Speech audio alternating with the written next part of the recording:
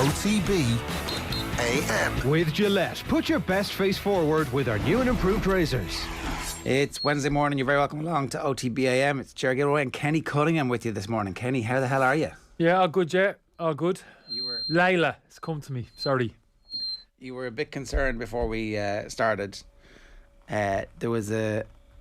You thought it was Louise.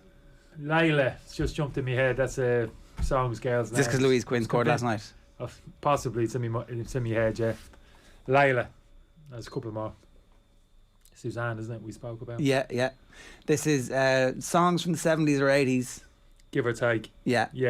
Your peak. Ladies' names. Phil Egan. Phil's struggling. He's looking for a headline out there. Well, all right. Okay, that was it. Women's first names. Yeah, okay. Something is giving wild feedback this morning. We're going to try and work it out. Can you turn your earphones down a tiny bit? Down? Yeah. I think I've turn myself down.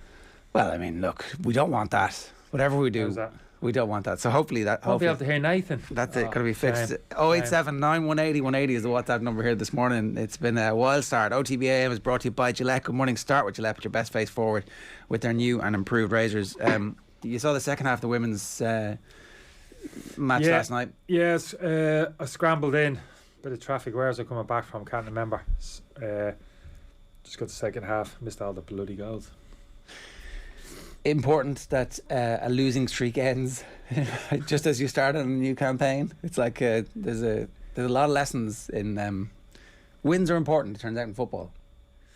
Yeah, so they say. I think it's more of a psychological. I mean, it was only a friendly game last night, so greater scheme of things wouldn't have thought matters significantly. But you could probably see the body language of the players afterwards and the manager, and the kind of bit of interaction there after the game was a bit of a release there, wasn't there? Kind of pressure off, and hopefully it'll free the team up a little bit in terms of the more important qualifying games which are coming up. Yeah, it's funny how there had been clear signs of progress, but actually what happened was Northern Ireland qualified beating a team who beat us, and it's like, can't be having that, lads. That's the bit. It's when your neighbour starts doing well. Exactly.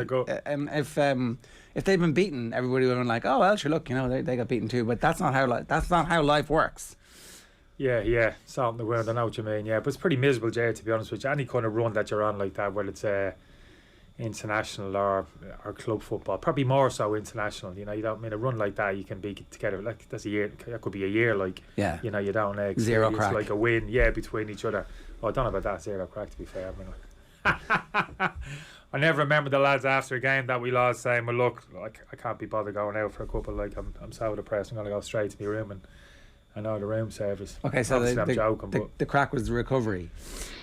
Yeah. Although, to be honest with you, right, I always felt after the fee, it was actually important to get out in some respects. The last place you wanted to be was in your room. Natural reaction sometimes, going back to the hotel, you'd lost the game. Shouldn't be seen out, or let's just go low profile, that type of thing. But I always felt it was important, really, to kind of, come on lads, let's get down into the bar and let's have a drink. Just, let's get out together. Kind of win, lose or draw. In particular, kind of defeat. Never good for me, letting that kind of thing linger. People disappear into their own rooms, getting up in the morning for breakfast. Everybody's still a little bit. I'd rather be bouncing up for breakfast in the morning. Yeah, you're disappointed with defeat, but at least you've spent a bit of time to get it the night before. You've gone through it. So that's the bit that I was going to ask. You've gone through it. Have you gone through it? Does it come up on the night out? The game comes up at some point? Is there like a... No. It's far more important things to be discussing during the night out than dissecting the game in the previous couple of hours. Well, as people get messy as the evening goes on, you're sitting there watching everybody. You're right, it's a bit of crack. No, it would be a little bit of, you're taking the mickey out of each other. And Cunningham, why are you having 3 touches on the edge of that box? Who the hell do you think? Yeah, Cruyff, blah, blah, blah. Yeah, so that's not a bad thing. So, yeah, I think so. I think those little things are important. People think, you could be keeping your head down, professional, this and that. But I do remember always thinking, it was important you get out, because you just beat yourself up. Me personally, getting back into the room, telly on, quiet, your head's buzzing, it's just absolutely racing. You're beating yourself up. You can't sleep anyway. Yeah. You'll get about 3 hours sleep. I always found much better to be out, out buzzing with the lads and, that type of thing. In terms of your Kenny Cunningham School of Recovery. Yeah, the flesh pots of Dublin. Nathan Murphy, good morning to you. How are you? Morning, lads. What's going on? I'm just enjoying Kenny's ongoing battles with his headphones.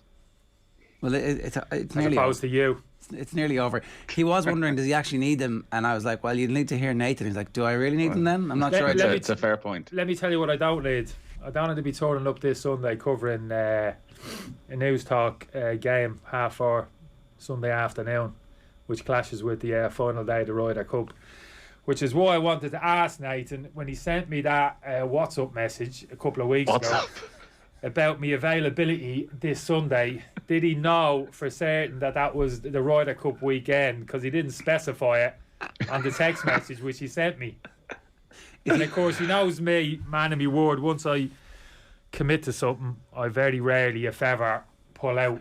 So a couple of days later, I discovered, obviously, Ryder Cup weekend, and Nathan was getting some, getting some verbal. What time will the singles finish, though? It's late Sunday night.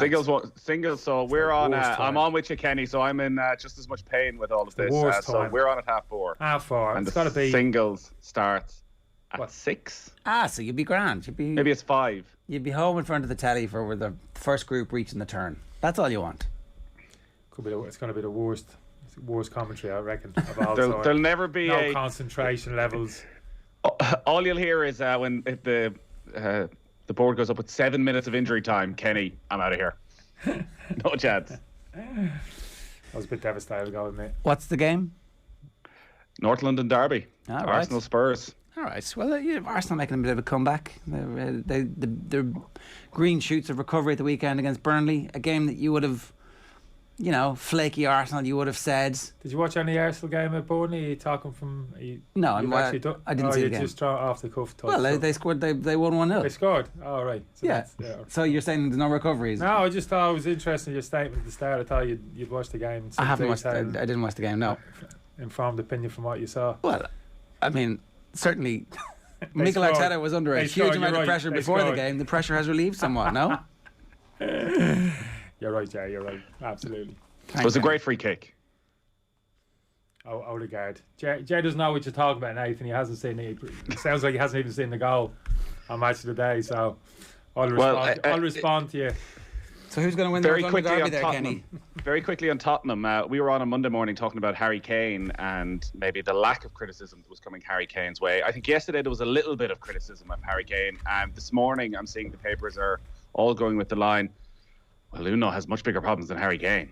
Harry Kane's just a small part of the problem at Tottenham, that actually the way the club has been run, the players that he brought in, the players he wasn't able to bring in, that doesn't need to worry about Harry Kane and Harry Kane's attitude and Harry Kane's lack of goals. He needs to worry about everything else. Yeah, I think it's interesting. Just because I'm a big fan of Nuno. I thought they actually should have made the appointment early. It would have been one of my favourites when the job became available. It was kind of around the houses before he eventually got the job. Because I liked what he did up at Wolves, how he set the team, more players he brought in, but fundamentally how he coached the team and tactically how he set the team up. I heard a little bit from Wolves supporters, Nathan, this year in terms of breath of fresh air, kind of tactical straightjack in terms of how he set the Wolves team up, but I just don't see. I mean, I love watching Wolves play the last couple of years. Did you like watching them last season? Because at their very best, you sort of knew you were getting Doherty and Johnny as the wing backs. Jimenez was at his absolute peak. Diogo Jota supporting him. Last season just seemed very flat. Yeah, but I think you have to look at his overall body of work, Nathan, in terms of what he did at the club. And I watched him play a number of times, obviously on telly, but live as well. And I really enjoyed him.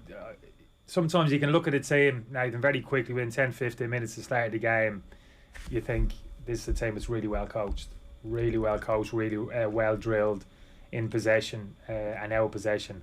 And he struck me as the type of coach very hands-on on the training ground. So yeah, I think some of the criticism or some of the comments I've heard from Wolves supporters or people around the club have been very harsh on him, and they might those kind of views might be changed somewhat in terms of the start they've had to the season. But no, but getting back to the original point, I think he was quoted a week or so ago, and he said it again, I think a couple of days ago after back to the last result, in terms of he's got a lot of problems at the football club in terms of the squad. And he didn't elaborate on that. He very rarely does, to be honest with you. He obviously very conscious of the fact he wants to protect the dressing room. He said, I've never heard him single out any individuals for criticism, certainly not in public. But I'd be very interested in terms of what he's actually talking about in terms of the deficiencies within the team. You know, defensive midfield areas. Harry Kane's always a talking point, but clearly he feels it's a little bit deeper than that. So I'm always interested in that. It'll be very interesting how he sees it kind of going forward. Because guys can sprinkle of good players there. Nathan, Tottenham, don't they? You actually look at the squad, but clearly he feels if they're well short. So what? Sorry, are you saying, Nathan, that the point of the papers this morning is effectively to give Harry Kane another free pass? Possibly. It's let's not just focus on Harry. Let's focus on all of Tottenham. Where Harry Kane is their captain, he should be the talisman.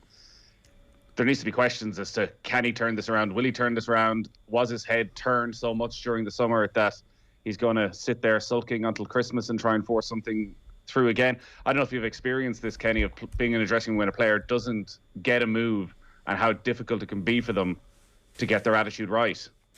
Oh yeah, you're absolutely right. I think every player's experienced that. Yeah, I've had a couple of them myself. Won't be naming names, but remember one player in particular really kind of making it obvious that if he didn't get the move that he wanted, he'd be disruptive as he could around the. John Fashanu. You're going to keep naming them now, aren't you? He'd be disruptive as he could around the ground and force that move. And to be honest with you, Nathan, the reality of the situation is you know, it's probably the best tactic because I've seen it happen and it actually works. You know, your performance levels drop off. You're kind of a negative influence around the football club, and invariably, you know, the manager, the board comes to the conclusion that you're better off out. So unfortunately, the sad reality is you're actually probably best served kind of, you know, taking your foot off the accelerator and just kind of down in tools to a certain extent if you really want to force that move through. I'd like to think that's not going to be the case with Harry Kane. And I would have thought, Nathan, the fact that he's probably spoken about this before, he's so motivated, Kane, in terms of kind of personal accolades, and that's not like a slight on him. You know, in terms of goals, Premiership goals, particularly with England at international level, goals there. He's chasing records there as well, isn't he, Nathan? So I would have thought anything that was motivation for him to get his head down and keep banging away at Spurs. But I don't know. It's too early in the season to say that he's kind of down tools for me. But I think you're right. I think when the January transfer window comes around to Manchester City, maybe a little bit off the pace. Maybe there's a little bit of desperation up there in terms of catch up. Maybe Liverpool and Chelsea at that point in the season, there's a bit of a struggle in terms of goals. In Manchester, there might be an opportunity then for that kind of transfer to be resurrected. Who knows? It's Christophe Dugarry, wasn't it? Oh no, he kept us up. Did he? Oh my God, Christophe kept us up. The magic man. Where is he now, Christophe Dugarry? Where is Christophe Dugarry, Nathan? I'd say on a beach somewhere in the South Sea. Could have been a film star. Was he? Could have been another Cantona. What was he like? Oh, he's a great lad. He's a great lad. He bought us all dinner. First night out. Talking about a night out. Brought us out to the Orange Tree, just outside Birmingham. Got his wallet out. Insisted on paying for the whole squad. Put his card behind the bar.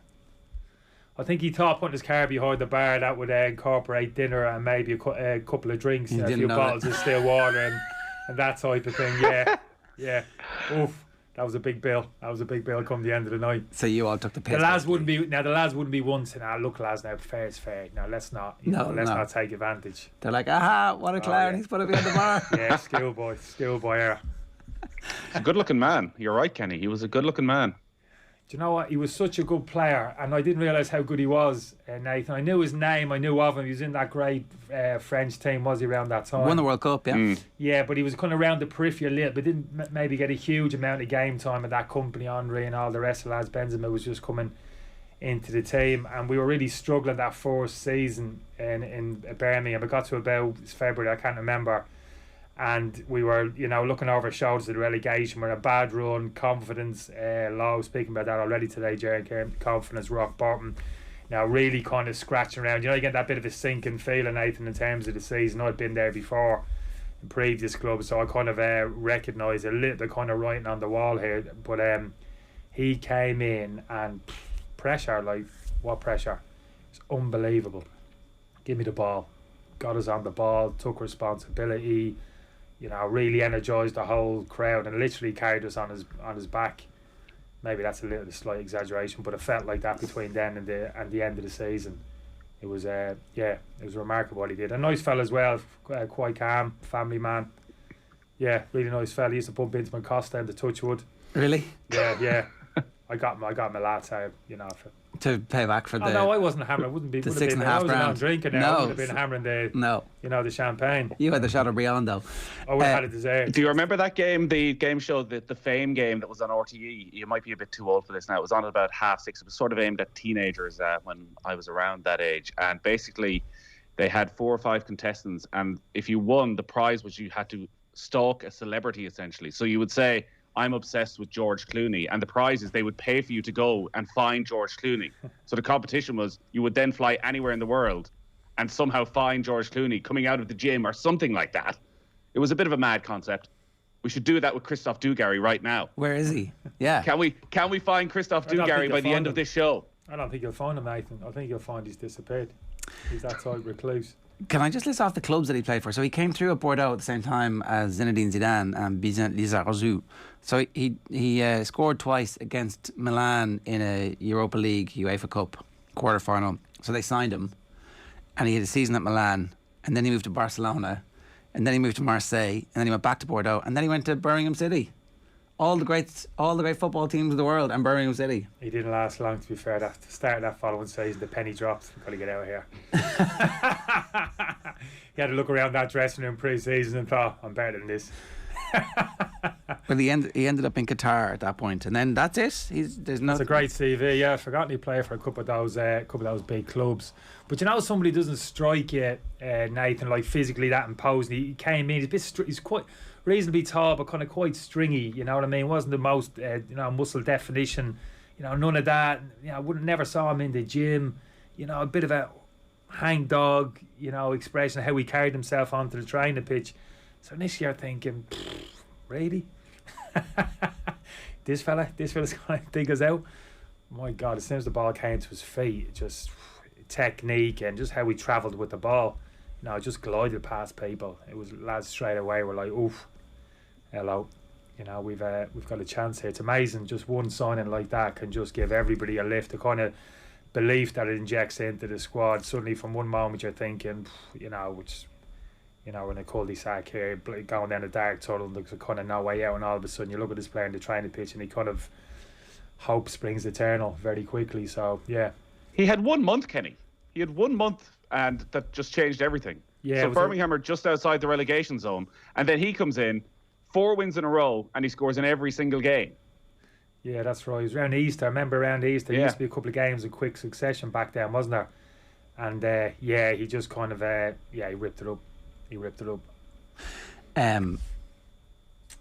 So he played in the 96 Euros and he played in the 2002 World Cup, but he missed the 98 World Cup and playing time, and he missed the 2000 Euros. He was in the squad, so obviously he has medals, but his playing time with the team bookends them winning the 2 tournaments. So it's just unfortunate. What did Clinton Morrison make of his arrival? Yeah, I think they both learned from each other. No, I'm trying to think if Clinton was there. Was Clinton there that first year? Was Clinton there? Clinton was there, yeah. I thought he was just after. Christophe left and we thought, right, we need to go to the next level from Dugarry. Right. Let's go and get Morrison, you know what I mean? I thought that was the thinking behind there. You might be right. From Tuesday to Thursday. Different playing styles, Nathan, I'd suggest. Well, maybe they were both equally effective. They work together. Criticism, Jared. Don't feel you have to stick up for Clinton. I'm not. Don't worry. He's on the payroll here. He can look after himself. From Tuesday to Thursday, from 6 to 8 p.m, Christophe Dugarry kicks off the 100% football evening alongside Jean-Louis Tour and the most beautiful dream team foot composed of a bunch of other people, including Petit, Jerome Martin and Frank Leboeuf. He presents a radio show 3 nights a week from 6 to 8 p.m. on RMC in France. Wow. He's gettable is what you're saying. That. Oh, yeah. Whip out the phone there, Kenny. If only he's looking $1 million. He's looking $1 million. No, he was a bit grungy, Christophe, to be fair, and that's what I liked about him as well. It wasn't too much of the name dropping in terms, you're talking about the players that he's played with. Never got too much of that off him, and really downplayed it, and that'd be even in terms of his dress attire. He was my inspiration, actually, Nathan, if you're wondering where the kind of scruffy look came from. Actually, thinking about it, I had it before I met him in Birmingham. If you had what's up on your phone, you might be able to get him first now before the end of the show. That would be pretty good. Yeah. No, I'm just gonna let sleeping dogs lie there. Don't your hero, just leave him in there. In case he comes back for the bill from in case he comes back and goes, sorry, who? Your name is what? I never played for Birmingham. Blanked it. Right. Apparently he started the Euro 2000 final. The information on that one web page was wrong. So thanks to Colin Buig for correcting me on that one. Right. We should talk about Caoimhín Kelleher and his penalty save last night, and the fact that Norwich finally picked two of their Irish lads to start at the same time, but it didn't end well for them. Nathan, what happened? Well, Adam Ida should have taken that penalty that Caoimhín Kelleher ended up saving. He was the designated penalty taker for Norwich last night. But Christophe Dugarry, who they spent about 10 million quid to bring in from PAOK, had a little bit of a Mickey fit and said, no, I'm going to take this penalty. And Caoimhín Kelleher made a brilliant save with his feet. Do you give the goalkeeper huge credit for saving with his feet? Or is there a bit more luck involved with that? Either way, it was a massive moment in the game because Liverpool were 1-0 up. Stays 1-0, and Adam Ida should have taken the penalty. Daniel Farke was not happy, to put it mildly, after the game. Absolutely hammered Jollis in quite a threatening way of, trust me, he'll never do that again, about taking the penalty from Adam Ida. So great for Caoimhín Kelleher. Like, this is what, unfortunately, where Caoimhín Kelleher is. It's very hard, I think, to make big predictions about Kelleher and even Bazunu because of the clubs that they're at. Like, Caoimhín Kelleher, as long as Allison is at the club, is going to be number 2. And that could be 2 years, that could be 6 years. We just don't know. But he's doing everything right to maybe get himself a permanent move if he wants at some stage over the next couple of years. Jurgen Klopp seems to be a massive fan. He looks very comfortable with the ball at his feet, makes some big saves. I think when he came in last season at first, or even his first 4 or 5 appearances, Liverpool took a couple of beatings and there were a few question marks, but he's just got better and better. You just love to see him get a full run of games and see, like Gavin Bazunu, how he can progress. And for Norwich, Omar Bamidele seems to have stepped up a little bit because of what happened with Ireland, which is brilliant. He didn't play in the Premier League at the weekend, but he did start the game before that and seems to be in the reckoning.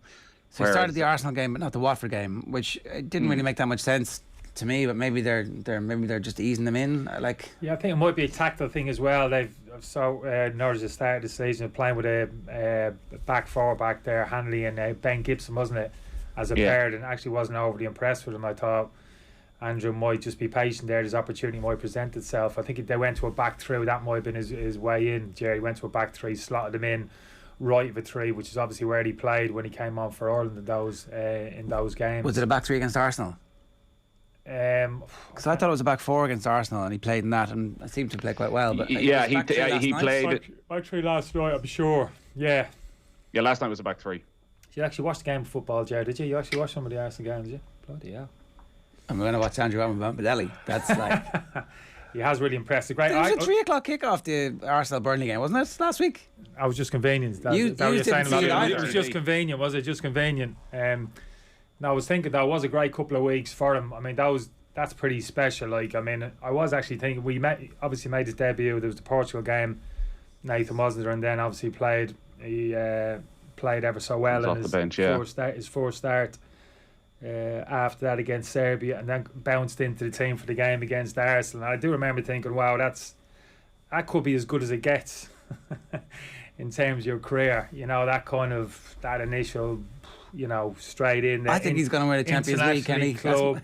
Hopefully that might be the case. He proves not. But that feeling is different. Even if you go on and you have some success in terms of club and kind of win trophies, I think that's quite unique in terms of when you make that breakthrough at club and international level. It's still a vague recollections in the space of a week. And the fact that he's done it literally bang the space of a week or two. I mean, he must be in a really good place, and he's played so well. He's played so well with it as well. I mean, is he 19, Nathan? Yeah. I mean, that performance. I think he's definitely moved up where we thought he was at Norwich. I know when I was on with you a couple of weeks ago, Jerry, I was a bit concerned that with Hanley, Gibson and the signing Zimmerman, they brought in Kabak from Liverpool, that maybe he was going to be 5th choice. It does seem as though, particularly if they want to change it, because Kenny, we did the commentary on the Leicester game, and they do want to play it around at the back, it doesn't look as though maybe Hanley and Gibson quite have the ability to do that at Premier League level. So maybe he looks at Omobamidele and how comfortable he is on the ball and thinks, if I want to play this system, I need to get him in there. Yeah, absolutely right. Yeah, I think even, to be honest, Nathan, even if you're playing an orthodox back four in the modern game, you want your two centre halves to be comfortable on the ball, receiving the ball, and actually starting attacks. And I think that was the one thing which actually stood out from his game. He was very competent defensively in those games for Ireland, but particularly in that second game against Serbia, it was the competence he had in receiving the ball 10 yards outside his penalty box, and not just kind of punching the ball forward with his passing, but actually travelling forward. There's a couple of times he kind of dropped the shoulder, came on the inside and looked to play like a little combination and get himself involved. And that was like, for me, that was 19 years of age, that was pretty incredible. Like, is there any possibility that we pull a Jack Charlton on this and put him in midfield for Ireland? Like if we have other centre backs who are playing quite well. Yeah, I think that's interesting. I think sometimes you got to think a little bit out of the box. If you're suggesting, Jay, that we might have slight deficiencies in the central midfield, there, you're not brave enough to come out and say it. I'll say it for you. Yeah, I think so. Why not? There was a talk about Matt Doherty, wasn't there, some time ago? I remember a little bit of talk. Matt and I speaking to somebody and thinking, Matt could potentially operate. Remember, it was him and Seamus and that right back. Oh, they position. couldn't play together. Where can we play him? Yeah, blah blah blah. Yeah. Yeah, I remember having a discussion with somebody. Well, Matt in that central midfield there, technically he's so good, forward-thinking player. Obviously, he's got some sound defensive attributes. Maybe could we look at Matt in that central midfield area? Yeah, so I think you're right. Sometimes a little bit out of the box, and yeah, we'll probably have the greatest ever exponent of that in the studio in an hour or so. And that ability to step from kind of central defence to the central midfield. So yeah, why not? He could potentially develop into that type of player. But great attributes. Great to see. All right, just a reminder, OTB AM brought to you by Gillette. Good morning. Start with Gillette. Put your best face forward with their new and improved razors. I was going to tell you what's coming up between now and 10 o'clock. We're going to talk to Karen Duggan at 8:10 about the Republic of Ireland beating Australia 3-2 last night in Tala. Bringing you through the sports pages at 8:30. Talking about the Ryder Cup with John Duggan at 8:40, and then Paul McGrath is going to join us around about 9:10 this morning.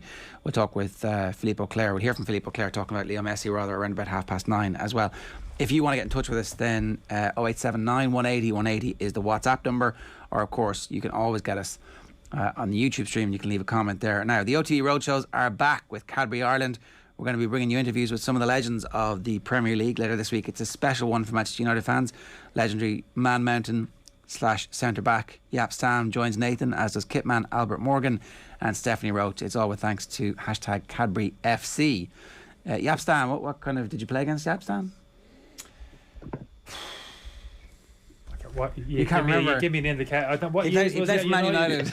They won a treble. They won a treble. He played for Holland. He played 3 seasons in the Premier League, was in PFA Team of the Season every year, 99, 2000, 2001. No, but I've got to be realistic now. I didn't play in the Premiership, obviously, for the whole duration of my career, Nathan. As you well know, it was pretty much a 50-50 split for me, actually, over the course of the time that I played. So it's not a given.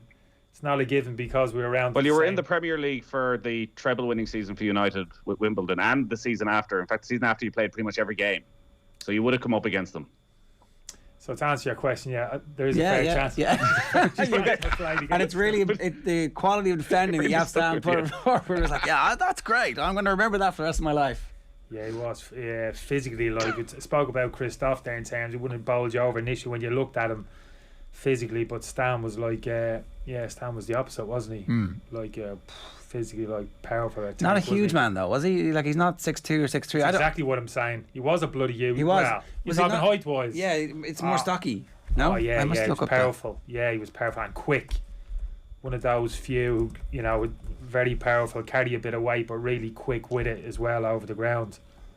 Well, I spoke to Jaap Stam last night, and he spoke about his height and how people assumed because he was, as you say, so physically big that he wasn't quick, and he sort of spent his career trying to prove people wrong that actually he could cover as much ground as anybody. And at the drills in Manchester United, he had no problem keeping up with the very best when it came to those speed drills. Yeah, he was. I still never quite. Did anybody ever get to that categorically why he actually left Manchester United at that time? I mean, there was all of that ruction. Wrote a book. Is that he what wrote it a was? book. Ferguson wasn't happy about it.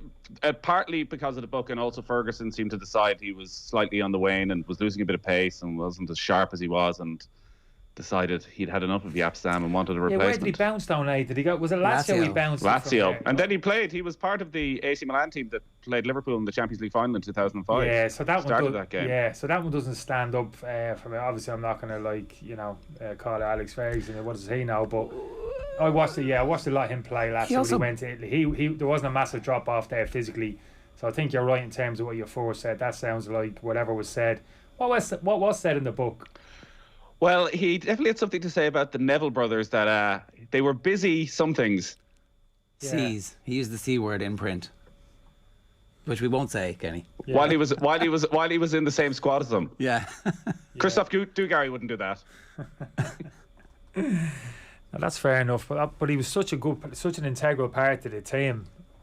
I mean, that's fair enough, to be honest with you. I think that's a delicate one for the manager to balance when you have a player who's in the dressing room and being so openly critical. Maybe was a little bit jest, tongue in cheek, a little bit. Well, that's what he claimed, that he couldn't understand why anybody had any interest in the book. That he was just, as you say, telling some stories, but it was serialized in the Mirror and obviously sensationalized and became this massive story. Because if you criticize anybody else in the dressing room, it's going to become a massive story.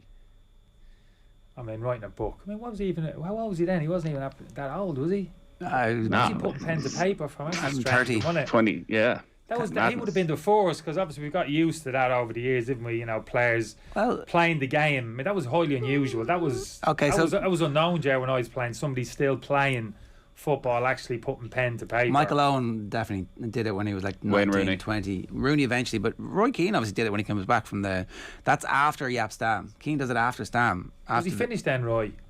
No, well, it certainly hastened things, because the whole thing about the book was he ends up getting suspended for about 10 games because of the Alfing Allen thing. Is that the first one? That's the first one, yeah. The first one comes out just after the World Cup. Yeah. Which was a big seller, funnily enough. Yeah. It's actually the biggest selling book in Irish history. Is it really? I think so, yeah. Certainly was at the time. I'd say you got to mention Kenny. Sold more... I don't think so. Sold more copies than the Bible. All right. So can I expand on that? Which is better? Which is better, Kenny? You got to mention the second one. Is that right? You haven't read either of them? I haven't read any football autobiographies, really. I tell you, actually, funny enough, the only coincidentally, again, obviously we're going to speak to Paul later. The only book I've read was one of Paul's for I think Paul Back penned from a the couple, brink. didn't he? Yeah. Yeah, the first one. That the was second one. The second one is the one that the sports book of the year, where he talks about his. Right. I thought that thing was one of the. That's the only one, because I was genuinely interested in kind of reading the backdrop. But all the other, I've really no interest, to be honest with you, in terms of any type of football and biography, really. That's fair enough. I can understand why. Most of them don't have very much to say. Jaap Stam was actually 6'3", so he was much bigger than I thought he was. Do you watch any? He was a big man. Well, have you watched any? He had a 15, hunched running style. Hunched running style. I can remember 5 minutes ago, Kenny. You can remember Damien Duff. Hunched running style. You're getting mixed up with Duffers. Well, you mentioned Damien Duff. Obviously, Jaap Stam was on to talk about the treble-winning season and all the good stuff. But as is my way, Kenny, I also wanted to have a dig at some stage. So I did obviously bring up Netherlands, Republic of Ireland, Dublin, where he was playing centre back, and the ball comes across. Damien Duff makes a little darting run in front of him. Stam misses the header, and Jason McAteer's just waiting at the back post. That was a good team. Didn't realise he played that day. No, I didn't either. He did. He was centre back, yeah. Did he play in the Jaap Stam Arena as well, where we also scored 2 amazing goals? I think he might have played that night as well. Yeah. Sorry, Nathan. Sorry, go on, I was going to say, did he finish the game in Dublin? Yeah, he did. Yeah, he wasn't one of the defenders. They finished with 4 strikers. I was going to say 6. It's the only time I've seen like 6. I was convinced. I tell everybody they had 6 strikers on the pitch. They literally emptied their bench of every forward player that they had and played them centre forward for the last 15 minutes of that game. Can you name them, Jaap? Being Van a football, Nistelrooy, being a good, Pierre Van Hooijdonk, being a student Roy of the Mackay. game. I was at that game, Kenny. Right, who? Mackay. It was the Scottish fellow who got that goal, wasn't it? Like, sent us to the That's Euro. Gary. Oh, that's sorry. Gary. Right. Roy. Is there anybody else? So Clivert. Clivert. No. So No, Clivert, he Van didn't. No, he Nistelrooy, didn't. Roy Mackay, and did Roy Mackay come off the bench? Roy Mackay. I think it was still not. Pierre Van Hooijdonk. Pierre Van Van Hooijdonk. Hooijdonk. Well, I said Van Hooijdonk first. De Jong. There must have been a De Jong in there. One of the Well, I think you're just making up names now. This entire show with Jaap Stam, he picks his all-time five-a-side team of players he played against, which is just obscene. Because he was with, say, a Ronaldo at PSV at the start of his career, a Crespo and a Kaká at AC Milan at the end of his career. But obviously, the Dutch have a slightly different sense of humour to us. So when we were talking about that that Netherlands game, I said, "Oh, Jason McAteer scored the goal. He doesn't like to go on about it." And Jaap gave a brilliant answer, 5 minutes, about how modest he must be to not go on about it. I was like, "Oh, the joke went straight over." Oh, Jimmy Floyd. We forgot about Jimmy Floyd. Jimmy Floyd. Now I told you, 6 of them on the pitch. Mackay's on the bench. Gary Mackay. Rob McCoy, yeah. Yeah. So Van Hooijdonk, Hasselbank, and Giovanni Van Bronckhorst comes on for Mark Overmars, who must have been injured because he was absolutely killing Ireland that day. Don't know what they're doing with that. So actually, he had an opportunity. That was the one that stumped everybody, wasn't it? You're right. Overmars coming off, wasn't it? Because I think I remember watching it. I wasn't playing that day. Obviously, we won. And I remember thinking when Overs came off, he started taking all the wingers off the pitch and then getting all those central strikers on. I do remember looking at it, thinking, do you know, where's your service going to come for those centre forwards? Surely you want to keep one, probably the most dangerous wingers you weren't tempted in the to go game down and on tell the him, pitch. "Hey, Lewis, to get a reasonable amount of service into the box for these 6 centre forwards. What are you doing, Lewis?" On the pitch, yeah. But you're right, he was up against Gaz that day, wasn't he? And it was a good tussle. I mean, Gaz was a good defender, but yeah, Overmars was pretty special. Well, he was sent off. Who? Gary Kelly. Was Gary Kelly sent off? He was, yeah. Yeah. Like I said, it was a good tussle for the first 20 minutes. I forgot about that. Was that second half? No, that was about an hour gone. What, straight red, was it? No, second yellow. Yeah, second yellow, was it? It could have been his fourth as well. I was right. It was a good tussle, that. He was absolutely, he was murdered. So I thought when you were saying Gary, I thought you meant Breen, but sure, Breen didn't play. Wasn't on the bench, so must have been injured. Do you know what? We were watching that game together, me and Brainy. We were in London. Why weren't you there over? Weren't in the squad? I was just speaking to him the other week. We were talking about it. It came up. Yeah, because I've always had this thing of, I can't remember where I was watching that game. People have asked me, so straight away I'm like, no, I didn't play. They're like, oh, amazing game. Must have been. I went, no, I didn't play. So like, oh, where were you in the stadium? Atmosphere must have been. No, I wasn't in the stadium. Where were you in your Mars? No, I definitely wasn't in Dublin. So where were you? And for a long time I was like, I can't remember. But Brainy bounced it off me the other day. He said, well, we were together watching that game in London, Holloway Road. Off the Holloway Road. In a pub? Or in a gaff? No, he had, I think he was a couple of mates of Brainy's. He had an apartment there. And it was, it was all in. It was drinks. I say drinks, like 2 litre kind of bottle of pop or whatever. Yeah. Yeah, just, taking the roof off the place. And were you close to being on the squad at that stage? Had you been in and out of squads? I think I was injured. Right. Yeah. And that's not me, obviously I had to be injured, I wasn't playing type thing. Obviously it could have been could have been from, but I don't remember. I just remember I had some type of injury. I didn't have too many, but I had a reasonably long injury around that time. It kept me out for 6. Might have been something like that, yeah. Because that qualifying campaign, shoving myself under a bus here, but that qualifying campaign for the World Cup, I actually didn't play too many games. Right. Because he joined the dots here. We're not. No. That lone World Cup that we qualified for, that major championship in that year, I actually didn't play too many games. I kind of missed out because that was Portugal, wasn't it?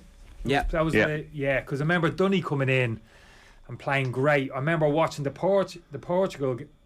The first game was the 2-2 draw in Amsterdam. That was it. That was the first game. 2-0 up, and Richard Dunn is sensational. He was absolutely amazing. And I can't remember where I watched that either. But I remember Dunny that night was... Are you a centre back at this stage for Ireland? You're not a right back? No, I only lasted about half an hour as a right back when I came into the Ireland squad because Mick pitched me up against Robert Yarney. Here's another blast in the past. Oh yeah, Croatian left wing back. Nathan, before your time, I don't know. Yeah. Oh my Real God. Madrid did you play for? at one stage. Yeah. But Nathan, seriously, I can distinctly remember that game. I think they were playing wing-backs as well, so I was kind of matched up against them. And at that stage, early in my career, I was playing right back, and I used to enjoy quite getting forward because I never got forward playing in Dublin. I was centre half, and I was playing right back first couple of years at Millwall and quite enjoying it, and getting forward and all that crack. And I came up against them that day, Yarney, and I looked at him, and he had a reasonable reputation, and quite dynamic, reasonably quick. But he kicked the ball past me once, on the halfway. It might have been 10 yards aside his own half, and we were kind of matched up, like I said. There's a bit of spacing behind me, and he kicked the ball past me, or 30 yards past me. I'm not being funny, he must have given me a 15 yards head start. Because I looked at him and thought, you turn and you're not actually worried about him running you. It was ridiculous, like the amount of yardage that I had. And he just went whoosh past me on the outside. And it was literally that sinking feeling when he did that I thought, oof, wanted to get myself into 10.5 here. Protect myself a little bit more, get a few speed merchants around me. Yeah, that was a little sobering moment. I thought, wow, this fella is like... So that's obviously 97, around that period, is it? Because that's when we played Croatia, I think, and that qualifying campaign. Must have been. Is that when we beat them? Yeah. No, I didn't play. No, that was a sunny... Is that the only time we played them? Well, unless we played them in a friendly. Bloody hell. I didn't think it was that game. That was a 2-0 we beat them, that opening. Yeah. I didn't think it was that day, actually, to be honest with you. Unless it was over there, was it? Is this in Dublin? In Dublin, yeah. Oh, I can't remember. I suppose my point being, you talk about Stam in terms of that. At international level, people talk about a step up, quality, technical ability, and all those type of things. But the kind of those physical attributes, physicality as well, is a factor. Some unbelievable athletes come up against. Who's the centre forward for Croatia? Play for Middlesbrough, Nathan. Tavor Boksic. Oh my God. He was another one, absolute racehorse. 6 foot. He must have been like 6'2". You played in the 2-0. I played in it. You played in the 2-0, yeah. Was that the only time we played them? Well, obviously we played them in our it's 98 because obviously it was It was after the September after the World Cup. World Cup, was it? Yeah, and they were a good side. They had a really good side. We're 2-0 up after 15 minutes. That might have been the game. Did I play right back? Any centre halves? What was the team? Well, it's hard to know. What was it was Steve Staunton and Phil Babb were playing. Right. Dennis Irwin and Kenny Cunningham. It's like essentially 3 fullbacks playing in the back 4. So that would have been me, possibly right back, because Dennis would have played off the left, would he? Left Stan back. and Babb, mate, centre halves. Yeah. And they off the right back. So it could probably that day that I'm talking about. It's there's a lot of players here. There's too many. Oh, so can you imagine if Kenny did ever write get back a book? to our conversation. Imagine Kenny writing a book and being the ghostwriter. So Kenny, did I play that? No. What? Oh, Jeff Kenna comes on at half time. For me, must have been. My confidence was rock bottom after Yarney destroyed. No, for Duffer. For Duffers. Yeah. He obviously blamed Duffer. Duffer's playing in front of you. Duffer's overrated as a player. He's getting carrying the can for you. Keith O'Neill goes off very early after. Could that be right? But Boksic was another one. Anyway, before Jared interrupted Nathan, was another one up close. You thought Robert Yarney played that day, yeah. 6'3", shoulders. You know what I mean?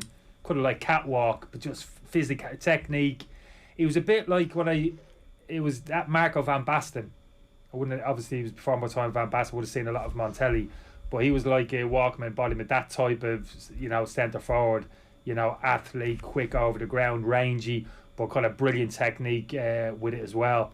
You know what I mean? Got kind of hint of arrogance with him, how he carried himself around the pitch. He was an unbelievable player, Boksic, and that was a really good Croatian team. Boban, pluck that one out of the air, Jay. Zvonimir Boban. Boban. So he was at Milan, and Robert Yarney was at Real Madrid. After that, it was kind of Croatia. Zucker, you're right. Do you say Zucker? Do you say Zucker? Zucker. That was Zucker. You said Zucker. Danny Zucker. This is. Couple of lads let them down. What really let that Croatian team down? Igor Stimac playing the centre. He was playing with Derby at the time. That all these Galacticos playing all the top teams in Europe, and then there was another Derby lad. It's the 2 Derby Croatians in that squad. Stimac was at Derby for a while. He's the only one on the team. He's the only one on the team. He was the only one on the team, was he? Yeah. Damn it. Yeah, the Rams. So Lee Carsley was playing at Derby at that stage, and he comes on after an hour. Cascarino was playing for Nancy at that time. He comes on for Keith O'Neill early in the game. We won 2-0. It was one of the greatest ever things. And do you know what? Even though Robert Yarney skins you, that's the end of your right back experiment. Yeah, must have been. But that was a pretty good day. I have to be honest with you. Yeah, we didn't have too many, but I remember the sun was out. Were you there, Nathan? You weren't there, were you? Lansdowne that day? Jer? No, Jer wouldn't have been. He probably. I don't remember it. It's a long time ago, Kenny. Yeah. I'm glad I'm not the only one then. At least I showed up for the Holland game, though.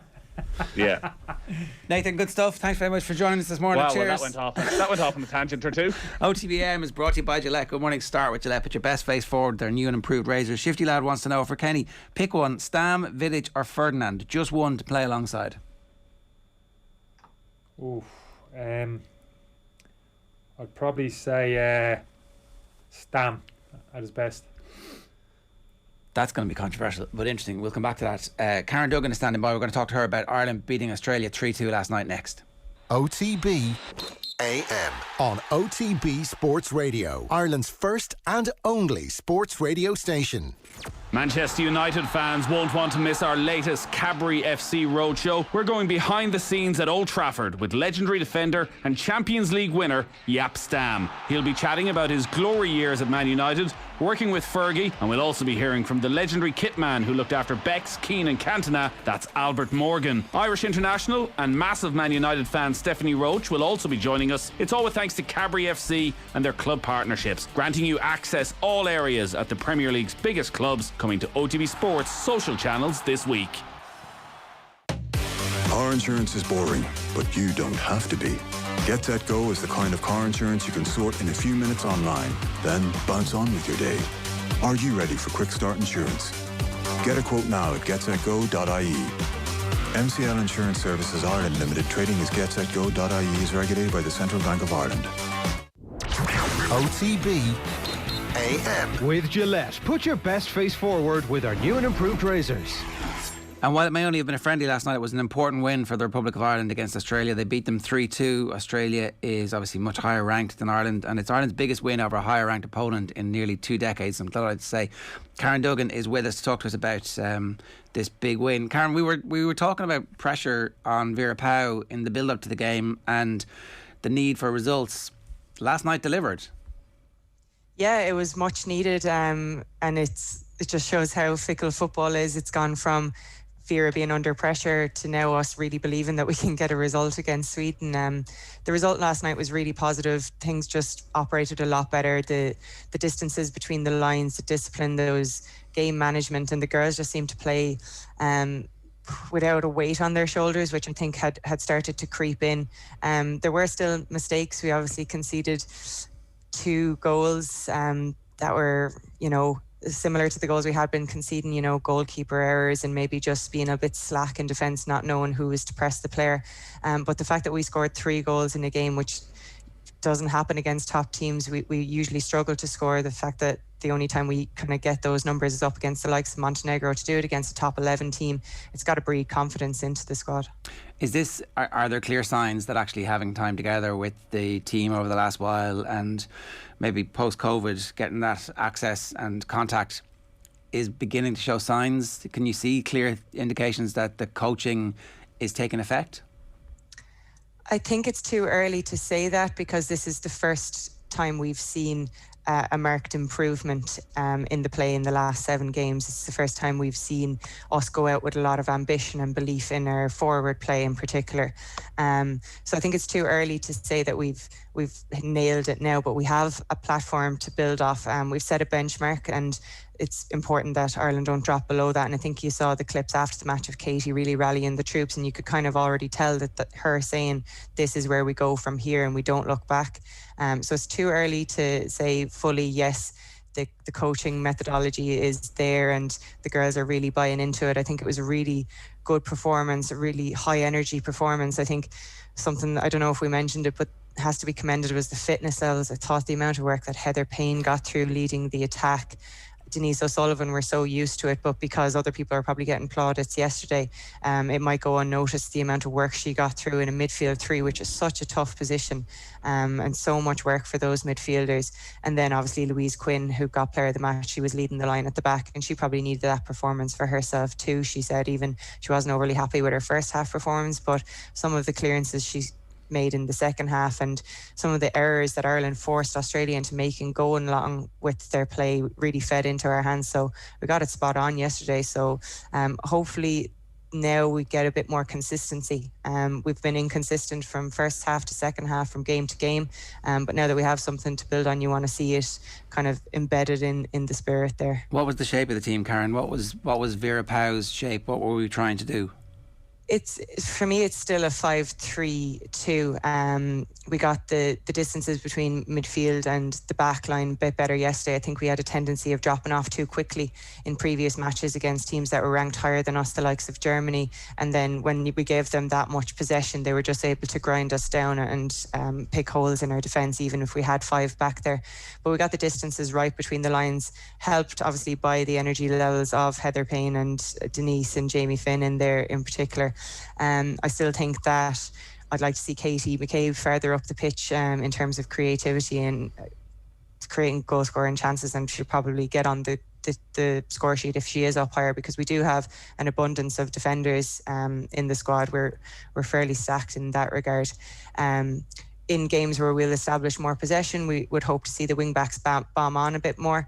But it was important to get a result yesterday, so I understand why we kind of maintained that back 5 shape, just to keep the result and grind it out at the end. You could imagine Australia coming out in the second half and really kicking on, but in fact they went back into themselves and made a lot of unforced errors in the second half, and I was actually quite disappointed with them in the second half, because in the first half they had some really nice passages of play, but Ireland kind of ground them down. I think they were a bit taken aback by how Ireland pressed them. How quickly can this team progress? Like what's realistic? So we can't get carried away by this result like the way we couldn't get carried away by the last number of results, but they were definitely on a bad run. That bad run has been ended. So how ambitious can they be for the qualifying campaign? Essentially, I'm asking, can we expect to beat Sweden, or is that a bit ludicrous after just one result? It's probably a bit much. It's hard not to get carried away when you go and beat a top 11 team. What it does do is it definitely gives us the belief that the second place spot is up for grabs. Finland are 25th in the world, we're 33rd. Realistically, we have to punch above our weight if we're ever going to qualify for a major tournament. That's just the way the seedings go at the moment. We're always going to be third seeds, and we're always going to be aiming to just go into that second spot and possibly get a playoff place. I think Sweden are too strong. I think Sweden play more similarly to the likes of Germany. They're higher in the rankings. They're powerful, they're direct, and if we drop off them, they could do damage as well. Finland, on the other hand, they can show weaknesses. The only difference with Finland and Ireland is Finland have the experience of qualifying for major tournaments. They've qualified for a good few Euros now, and that's possibly where we fell down in the last campaign. We just didn't have the experience and possibly the belief that we could go all the way and beat Ukraine in that away game. So that's the edge they have on us. But we showed last night that we do have possibly the talent to go out and beat them. It's just whether we can manage our games better and manage the confidence levels and just be a bit more disciplined in all areas of the pitch. Okay, so second is realistic. If things go our way, you would hope that we will give Sweden a game in the 2 games and see what happens. Yeah, like a draw against Sweden really blows the possibility of second place wide open. So I think that would be a phenomenal result for us to go for. The Finland game is massive, obviously.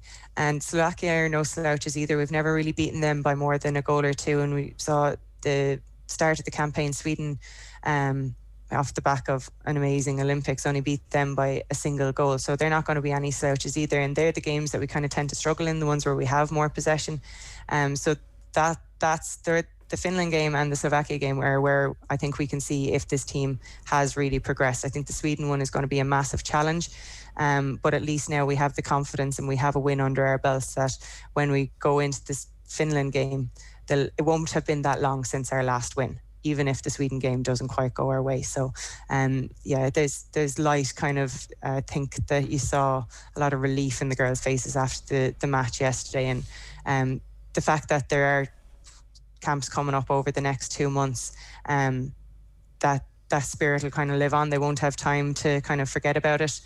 So I think that there's a lot of positives that they can take going into that. And the Finland game, I think, is the real opportunity. Yeah, because we were talking about this a little bit earlier, Kenny, and you were saying that it could have been a year since the team had actually won a match, and notwithstanding there is some crack after the games, that it gets a bit grim. You need wins, even if they are in friendlies. Yeah, morning, Karen. Morning.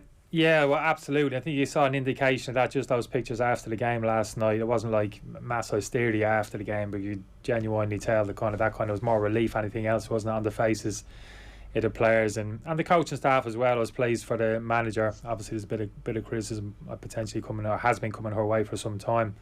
Karen know about more so than me. So yeah, it was a nice moment for her. Nice to see her on the pitch after the game, interacting with the players, and I understand the kind of upbeat messages which were coming out after the game, and that's what you'd expect. That's kind of what you'd want to hear from your players. But I think confidence can be a fragile thing, and I think if the Swedish team are as strong as they are, those kind of feelings of kind of self-doubt and lack of confidence seep very quickly back into their mindset in that game. So yeah, great to hear the kind of positivity. How do you approach the Sweden game then, Kenny? You're asking the wrong man. There's Karen up there on the screen. What do you try and go all out for a shock win to set the team up for the qualifying campaign? So I mean, we were just talking about the Croatia game. That Croatia team had finished third in the World Cup, or fourth. Did they win the third place playoff? I can't remember. And we win that game 2-0, and it sets in train. Obviously, we end up with not qualifying, but I guess.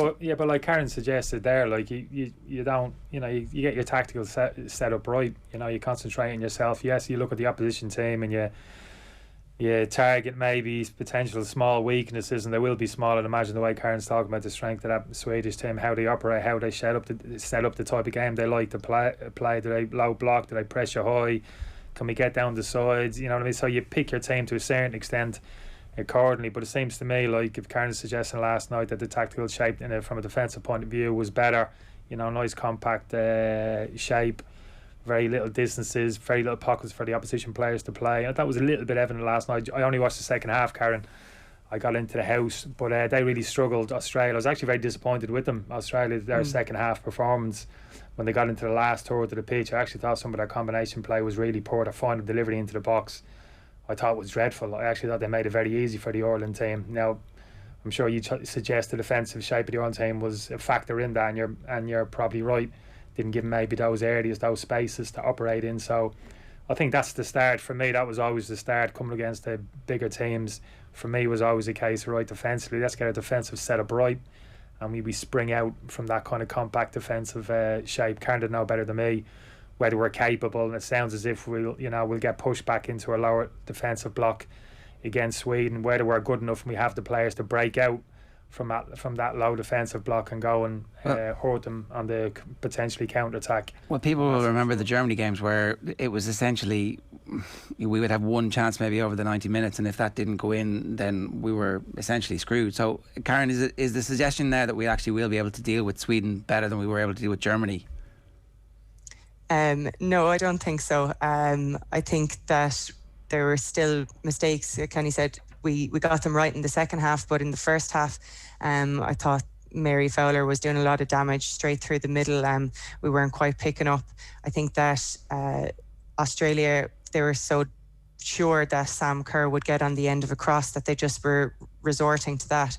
I think Sweden probably have a bit more dynamic forwards who will get up and support the play, and I think that's going to be a really tough job for our midfield as a three to try and stop them.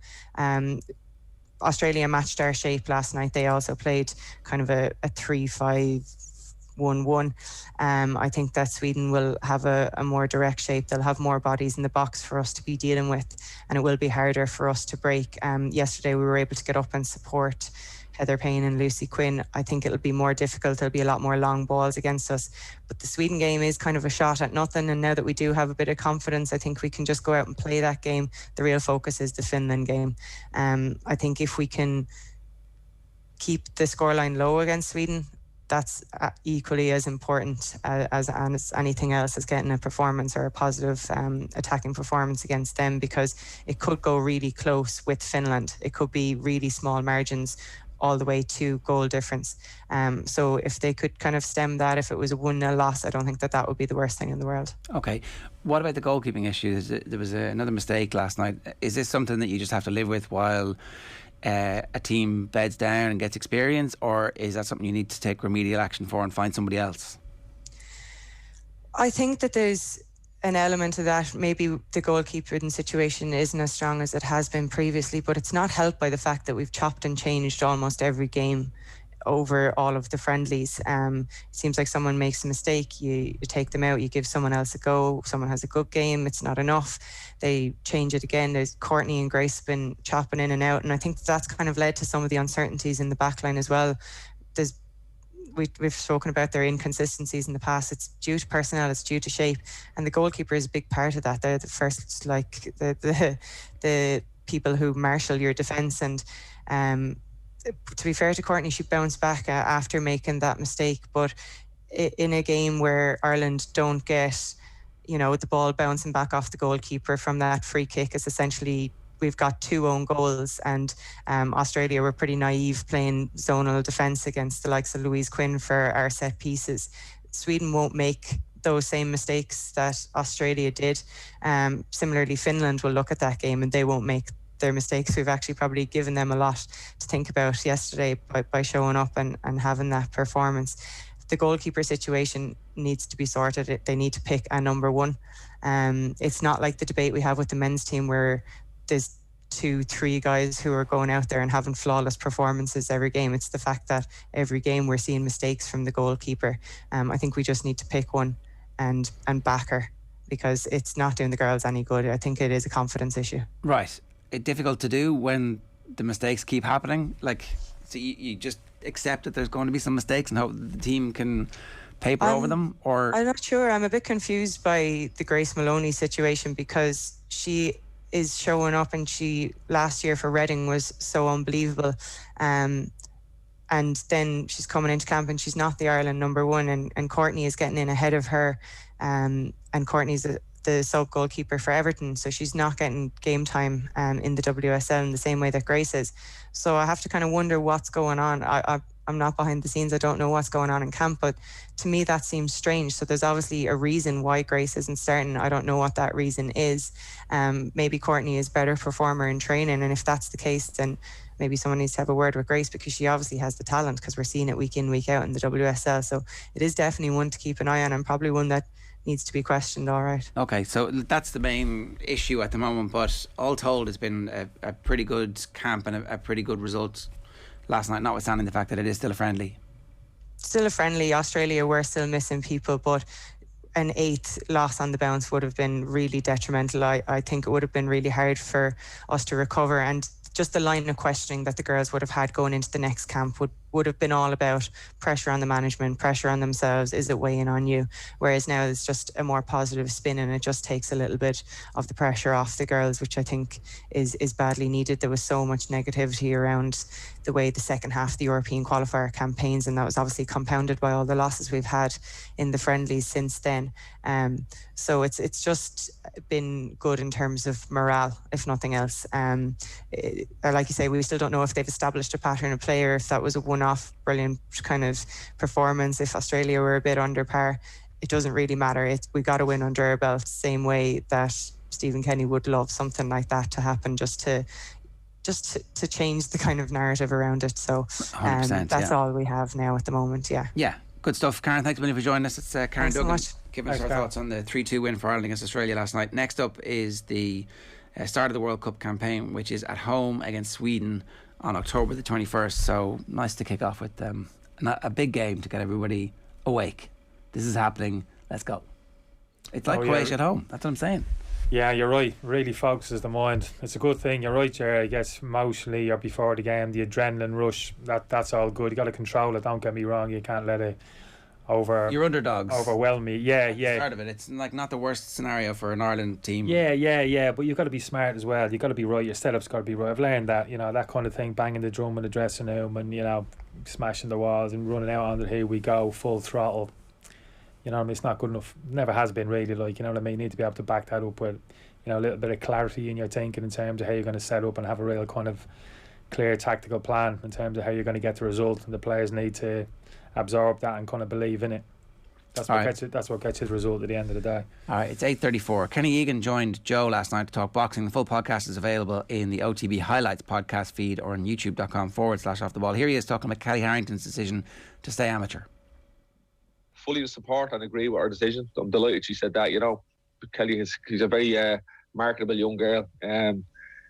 She didn't take too much punishment in the Olympic Games. She never does in any of her fights, so there's no reason why she can't go out there and perform in 3 years' time and try and defend that Olympic gold medal that she's won. So I think it's a good decision. She's a good team around her. She's very grounded, level-headed. She's marketable. She'll make a few euro over the next couple of years. That's what it's about for her, and who knows, if she defends that Olympic title again, it'll be an amazing achievement. And she's putting herself in that position to do so by staying amateur. I know there was talk of her fighting Katie Taylor in Croke Park and all. It's fantasy world stuff, Who knows if Katie be still boxing 2 or 3 years' time, For the people that are sitting on the couches, we'd all love to see that, but in reality, I don't think it's a runner at all, Mm. 3 years must seem like so much more within touching distance than 4. I mean, I know it's only 1 year, but you can really start to hone in, 2 years out, 18 months out, you really starts to feel very real. So, for her, she must kind of think, God, I can really carry momentum over 2-3 years in a much better way than 4. Like I said, even though it's not a massive difference, it does feel psychologically so much closer than the 4. Yeah, but I think it's a part for her now to sit down and take a break, which I'm sure she has. She went on holidays and just took it easy for a while and reassess. Now, again, pressure's got to be straight on Kelly. Winning our national titles again and having to perform on the international stage. Everybody wants to beat Kelly now. She's a marked woman now. Everyone wants to take that scalp of an Olympic champion. So she could have good years, she could have bad years on the run up to this Olympic Games. It will be tough for her. It's going to be tested. So, she hasn't chosen an easier route here by staying amateur, by the way. People think, she's only an amateur, she's not a pro. The training that amateurs do, Joe, is it's full time. It's the best of the best, fighting the best of the best on a regular basis. It's not like the pro game where you turn pro and you have a couple of easy ones and you're fighting 3 or 4 times a year. High performance amateur boxing is one of the toughest sports on the planet, and she's chose the hard way, I think, by securing her spot for another. Well, if she does secure it in 3 years' time and goes out to defend that title, that's a big challenge and that's a big risk. But she's up for it, and that's what's fantastic, Get the OTB Sports app. You can subscribe to the OTB Highlights feed, and all that good stuff is available to you free and for nothing. Let's tell you what's on the sports pages this morning on the OTB Sports website. Ireland player ratings and famous victory over Australia. She's chosen the hard way. That's Kenneth Egan there talking about Kelly Harrington. Mbappe might be the disposable asset. That's Philippe Auclair, who reckons that maybe the end of the Mbappe era is coming at Paris Saint-Germain, and you can get that on the OTB football stream as well. Back pages of the newspapers. Ready for a joyride. We're going to talk golf with John Duggan in a few minutes. Rory wants winning feeling. Nuno, Harry has to focus. If I was Nuno, I'd be putting the pressure on Harry Kane. Takes pressure off yourself and go, look at the situation I inherited here. The England captain didn't even show up. Arrived late. No excuse. That's what I'd be doing if I was advising Nuno. Just get it out there. That has nothing to do with you at the moment. Larry slams pundit barbs. That is Carlo Kane says the GAA president Larry McCarthy has blasted the overly harsh, unfair and downright cowardly criticism aimed at players in the wake of All-Ireland final defeats. He didn't specifically refer to Mayo, but it appears he was talking about Carlo Kane says it appears the Cork native was referring to pundit Joe Brolly among others in the criticism of Mayo's Aidan O'Shea. The London Times back page is Jones looks to future and drops stars. So this is Eddie Jones, dropped the Vinipolas, dropped Ford and George, all left out of the squad. So interesting to see exactly what that 45-man squad is going to look like from an England perspective. No Simon Zebo in the 50-man squad for Ireland. Security not the issue, says the ECB. That's the England decision not to go to Pakistan. DeChambeau and peace talks. Bryson DeChambeau has had dinner with Brooks Koepka twice recently in a sign that the very public feud between the American Ryder Cup players may be coming to an end. A mandate. They should have recorded that, right? I've no doubt somebody has recorded it, and we're going to watch. There'll be a inside golf's greatest rivalry. Let's just get it going. Let's fast forward to Friday. Mark Clattenburg, why Mourinho's moaning made me quit as a referee. Nothing to do with the fact that he got offered a great gig in Saudi Arabia. He was getting paid loads more money. It was all to do with Jose Mourinho. What do you, Mark Clattenburg? Are you a big fan of Mark Clattenburg's? His ostentatious style of refereeing? Yeah, I don't remember too much of that when he first came on the scene. I think he was a reasonably competent referee, Joe. I think people forget. Yeah, I think he developed that reputation, didn't he, later on? But I do remember being quite a good referee for a period of time there when he first broke onto the scene, before maybe the ego got in the way. It happens to all of us, right? The Guardian. Back page of The Guardian this morning is Manchester City celebrating 1-0 down. They end up winning 6-1 against Wickham. FIFA punishes Hungary at 1-game ban for racism. And Jones gives England new look and issues warning to Farrell. But Owen Farrell will be back playing in the Premiership next season, so he'll be grand. Telegraph, Jones, I will quit as coach in 2 years. Oh, it's really sad, isn't it? Eddie Jones is finishing up with England in 2 years. Not a fan, We're going to miss Eddie Jones' constant whining and his moaning and blaming other people. And top coach though? Would that be the consensus inside the dressing room as opposed to the outside looking in? Good coach. Beaten in a couple of World Cup finals now. Could do a win one. Bit like Mayo. So if you don't win the top prize, you can never be considered a great coach. Is that your point? Well, there's an argument that he did the best team in 2003, and there was an argument that, I mean, are we going to go into the George Best argument? Never played, and it couldn't be the best. Never played in the World Cup. Well, George Best was the European Footballer of the Year. Got a first European Cup for Manchester United. Was potentially the best player in that Man United team, who had World Cup winners in it. So I suppose my point is, I can't really roll behind the argument that, it hasn't managed at a certain level or won the major honours and therefore cannot be regarded as the Eddie Jones loves himself, right? Absolutely loves himself. So it's a personal thing. We're getting down to it now, and it's a personal thing. Well, you don't like it. Exactly. Why didn't you just come out at the start and say, I don't like Eddie Jones, and just leave it at that? Yeah, but that was I'm not. Is he a good coach? He seems to be a good coach. He's got one of the best. Talk about begrudging. He seems to be, possibly. He's a good coach. He's very unhappy about the fact that he's got one of the best jobs in the world. The Daily Mirror, the back page, Mac and Cheers. See, you've got to say it in an English accent for it to make sense.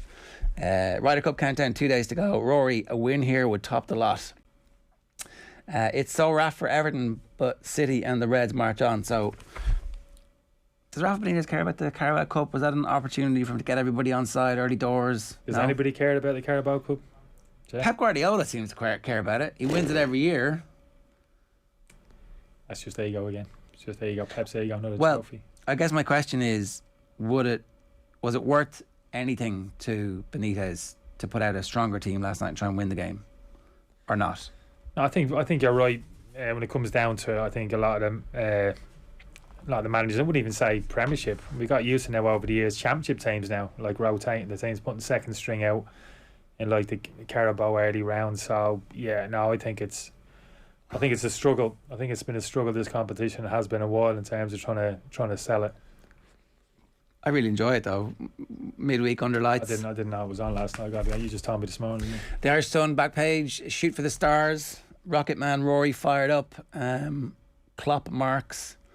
And Nuno's problems. Nuno Espirito Santo admits he already has big problems to solve at Spurs. There are so many problems, he says. So many problems. But Harry Kane ain't one. Give it that quote again. Give it that quote again about Kane. Problems in finding the situation, the momentum we are in, problems in what we suffered during international break, problems in the absence of players, problem in the levels of performance, problems in how we are conceding goals from set pieces. Got a lot of work to do. People not putting their bodies on the line. He'll be okay. The Examiner this morning, Tala Tigers, Pow hails gutsy Ireland display to upset mighty Matildas. Harrington admits COVID question still hangs over Ryder Cup. GAA takes a stand against keyboard warriors. And star attraction, Donaghy could be part of prospective O'Connor Kerry ticket. That'll be very interesting because we obviously are big fans of Kieran Donaghy's football brain around here, and it would be very interesting to see if he was involved ultimately with Jack O'Connor's Kerry ticket. The suggestion from John Fogarty's piece is that Declan O'Sullivan could still be involved as well, and that might be the end of his involvement with the under-20s. Also saying that Tom Cribben is the front runner to be the Kildare senior football manager, but it's not decided yet. Kevin Walsh could be part of the coaching ticket there. Cribben was a selector under Cian O'Neill and Jack O'Connor. He's also managed Laois, Offaly and Westmeath, and it seems like Kevin Walsh is more interested in coaching at the moment than being an inter-county manager. That's not to suggest that there aren't other candidates for that one. Obviously, Davy Burke is still a candidate according to the back page of the Herald, and also according to the back page of the Irish Independent this morning. Walsh linked to Cribben's Kildare ticket, but Burke still in the frame. And Rob Kearney believes it's only a matter of time before Simon Zebo returns to the international fold. He says he wasn't too surprised that that Zebo wasn't straight in automatically having come back. Shame on you is the back page headline on the Daily Mail. GAA chief hits out at cowardly abuse of Mayo, and Munster banking on big impact from Carberry. So we've all been banking on this for a little while. Johan van Graan has backed Joey Carberry to make a big impact at the province. He's only 25 still. Widely tipped to succeed, Johnny Sexton is Ireland's first choice number 10. Van Graan is excited about the prospect of a fully fit Carberry lining out in the coming months. It's the first time in a few years he's actually had a pre-season, so we'll see if that leads to good stuff. It should, really. And then finally for me from now is the Irish Times here. 2-goal Minamino leads Liverpool's rout of Norwich. Is Minamino good enough to play for the league team or in the Champions League? No, not in the starting 11, but in terms of as a squad player, an impact player, yeah, I think there's possibly an argument to keep him around. I think he's a clever little operator, maybe a little bit different in terms of his playing style to other players which Liverpool have at the football club. So yeah, I wouldn't be in a rush. He didn't have a great time at Southampton. Went down to Southampton last year. You thought, great sign along from Southampton's point of view. A little bit of a struggle for him down there, wasn't it? So he's gone back to Liverpool now. So yeah, he's got it all to do. But yeah, I wouldn't be showing him the exit door. I think he's got enough for me. I'd keep hold of him, keep him around the place. And like I said, minutes off the bench. Yeah, I think so. Yeah, I think he could play a part in small way. All right, Kenny, you're looking forward to the Ryder Cup. We've had pictures of the teams here. That was the lads yesterday, obviously. Ian Poulter has been involved in 6. He's won 5, he said. Lee Westwood feared he'd never get to play again, but here he is back. It's a grizzled team of veterans. Do you like it? You like the makeup of it? Yeah, I do like it, to be honest with you. There's a core group of players there. I'm looking at Fleetwood, Tyrrell Hatton, Westwood, like you've said. Ram obviously stands alone from the lot, really, doesn't he, in terms of the type of golf that he's playing. So kind of park him to the side. I'd put Shane Lowry in there as well in terms of, Sunday coming down the stretch. I mean, they're the players that I want to be leaning on in terms of trying to eke out a half a point or a point. Sergio Garcia sitting alongside Pádraig Harrington. Sergio. You have Sergio a fan? I think we had this conversation, didn't we, John, last week? John's obviously a huge fan of his. John Duggan has arrived. John, good morning to you. Morning, Jared. Win the thing single. He's going to quote like his matches from 15 years ago. So he should be in the team. My gut feeling tells me it wasn't. You wanted Justin Rose, but now he's in. Oh yeah, you got to get behind him. Of course you do, and he is kind of on his any given day. The past is the past, Kenny. And from the past, I found my Ryder Cup jumper from 2006. I was going to say it's must be a tank top at this stage. It looks like it's it looks pristine. I've never been. Yeah, I've never belly been a top. man. I was going to say belly top. I've never been a man for condition, so the condition of the top could be probably a bit more to be desired. But it was a great week that week, and this is just a strange sporting event in that for 3 days we got extremely invested in this, and it's like an amusement ride. It's thrilling, it's exciting, it's nervous, and then when it's all over, that was great, and then you forget about it. Except it kind of is obsessive in a way of talking about meaningless tournaments. The value to the European Tour in particular was, maybe less so over the last couple of campaigns, was that meaningless tour events suddenly were imbued with some extra. Yes. You're suddenly paying attention to crappy no-mark. Eamon Darcy, Christy O'Connor, will they make the team? Yeah. By 50 quid or whatever. Yeah, 50 quid. Like that was the. And so largely that's gone because of the way that the team was selected. Maybe post-COVID, when everybody's back, and I think with the way the tours are realigning, that actually the big events, like the amount of money that's going to be available for whatever the Rolex series is going to end up being, might rescue the European tour a bit. I think Bernd Wiesberger is an example of somebody who has not played well. Like you're talking about stats there, his best finish in the majors, tied for 40th, never really done in America, but won in Denmark this year. It's great to see someone like that on the European tour getting into the team. Like Thomas Peters in 2016 was the top point scorer. And often when you have home games, only one of the last 7 Ryder Cups have been won by an away team, which was in Medina in France 3 years ago. They tricked up the course so they would be extremely narrow, and the American big hitters couldn't cope. So that's where you had Molinari and Tommy Fleetwood, who I know Molinari kind of graduated, but generally were European Tour players, could prosper. So yeah, I think it is important for the European Tour to have a bit of pride about it. And that's why the Ryder Cup, I think, first of all, before Irish golf went into this incredibly beautiful golden generation of explosion, we were proud to see Eamon Darcy and Christy O'Connor Jr. and Philip Walton and Paul McGinley be major parts of European Ryder Cup winning teams, because the dominant imprint of the sport for 50, 100 years has been America. Has been Jack Nicklaus, has been Tiger Woods, has been almost I don't know if it's arrogance is the word, but they would have always felt we play Parkland golf, we're very dominant. We did not lose a Ryder Cup between 57 and 85. And it took Seve and the Europeans and Tony Jacklin and Concords and cashmere sweaters and confidence to change all that. And it's been great to see the change. Just explain the Concords and cashmere sweaters. So Tony Jacklin was the only, before Harrington, he was the only European to win a US Open or PGA between, say, 1930 and 2008. And he won the US Open in 1970, Tony Jacklin. So he went over to America and won a major championship. So he had and he also won the Open. So he had a prestige, a luster in the game. He had a Ryder Cup halved match with Jack Nicklaus in 1969. So he had weight.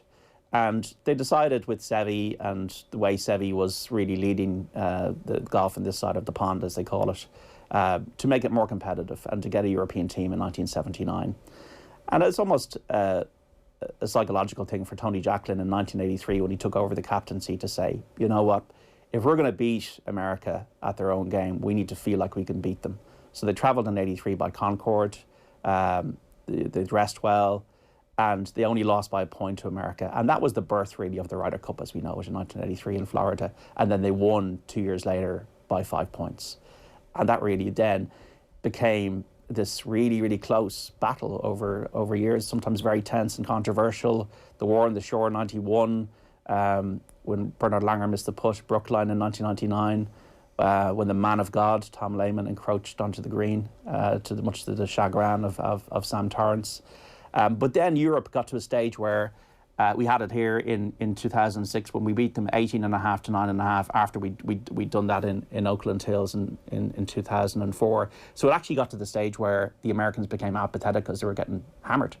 And now it's gone a little bit back and forth again. So it has been really enjoyable to just follow Europe and kind of support your own, I suppose. And I suppose, lads, this week we got a huge flavour of our own because Harrington's captaining and Shane Lowry's a rookie and Rory's in there as well. I think you can make the case that Lowry is one of our most popular ever sports people, and you make the case that you think Harrington is our best ever sports person. So there's never going to be an opportunity again to support a team that is as likeable or as popular as this from a golf perspective. There isn't, because there's not that much coming through, sadly, in Irish golf. And so maybe Lowry can be captain in his 50s. Yeah, well, I don't know who's going to be captain at a Dare Manor. And we got a Dare Manor coming, which is going to be absolutely fantastic. The 100th anniversary of the Ryder Cup in Limerick. It'll have to be GMAC, won't it? Yeah, you'll have to think so. I really don't like this rotating captaincy. I wish sometimes they would, like if Harrington wins in America, they've only won 4 times in America. And when you look at the world rankings, they're under 9. 8.92 is the average ranking of the American team. This is the best American team possibly ever. And if Europe go and beat them with a ranking of 30, it'll be an incredible achievement from Harrington. Because what Steve Stricker, the American captain's done is he's made the course, because they get to choose what to do with the course at Whistling Straits in Wisconsin. He's made the course wide, and the Americans generally have all the long hitters. And there's going to be fast greens, and it'll be in the Americans' hands.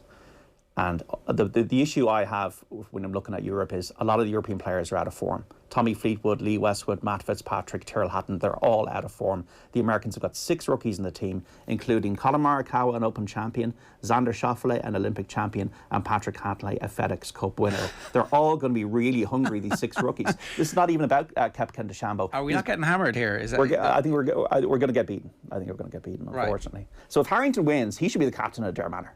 And he's friends with JP anyway. But it's Rome next, and then Rome, yeah. So it's Rome next, and then America, and then Derry Manor after that. Yeah. So we could get him back. Get him back. That's fair enough, I think. Or if it's close, or if they retain. Yeah.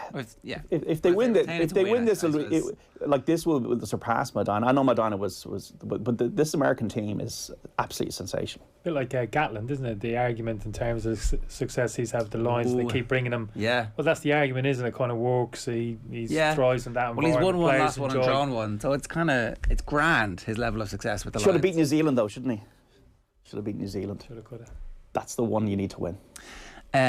So USA 15-8 on, Europe 9-4. Yeah. The tie is 11-1. Like, I'm not really looking at that market. I was looking at kind of things like 16 points to 12 is 12-1. Jordan Spieth, who was second behind Jason Day at Whistling Straits in 2015 in the USPGA, will probably play all the matches with Justin Thomas, 4 balls and foursomes. Like, he's 11-1 each way to be the top combined point scorer. I think Shane Lowry to be the top European point scorer is 11-1 as well. If he gets a run, like, he's going to really, he's loving this. He's a kid at Christmas, as he said himself. You can see it yesterday. That is the chance that Europe have. It is the fact that they absolutely love this. And it's all about the collective. They just can't wait to get out there, whereas the Americans we got a job to do. Xander Schauffele, Patrick Cantlay and Conor Morikawa, though, I think these 3 guys, forget about the other lads, DeChambeau and all that, it's about these guys. Well, they've made peace. They've had dinner twice. Yeah, to me, that then just tells me this whole thing has been contrivance. This whole thing has been a tiresome show. Well, what the penny dropped for me on that when they announced that the more popular you are, the more money we're going to give you. That there was this fund for player impact program. Yeah. It's like, hang on a second, we can make money if we just have a bit of a row here. Yeah, like, do tapes generally get leaked of interviews? How many interviews get leaked of golf? I mean, I can't remember. I don't know if I can remember any others. Yeah. No, I'm not saying it was a deliberate leak, but I'm just saying it really inflamed. Exactly. All the way back to Watergate. It really inflamed the beef. The Republicans, big golfers. And golf doesn't need to be this way. Golf is as exciting. Golf is Hollywood. You watch the Masters when Jordan Spieth, Danny Willett. Watch any major. Phil Mickelson at 50 winning a major.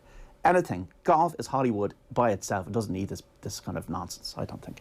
It's funny though, John, the Ryder Cup. I don't know how you feel, but obviously I've always enjoyed all the majors in golf, generally speaking, and you sit down and you enjoy the whole occasion. But this is the exception, this Ryder Cup. I don't think I've ever actually enjoyed one Ryder Cup while it's going on. This one coming up? No, any.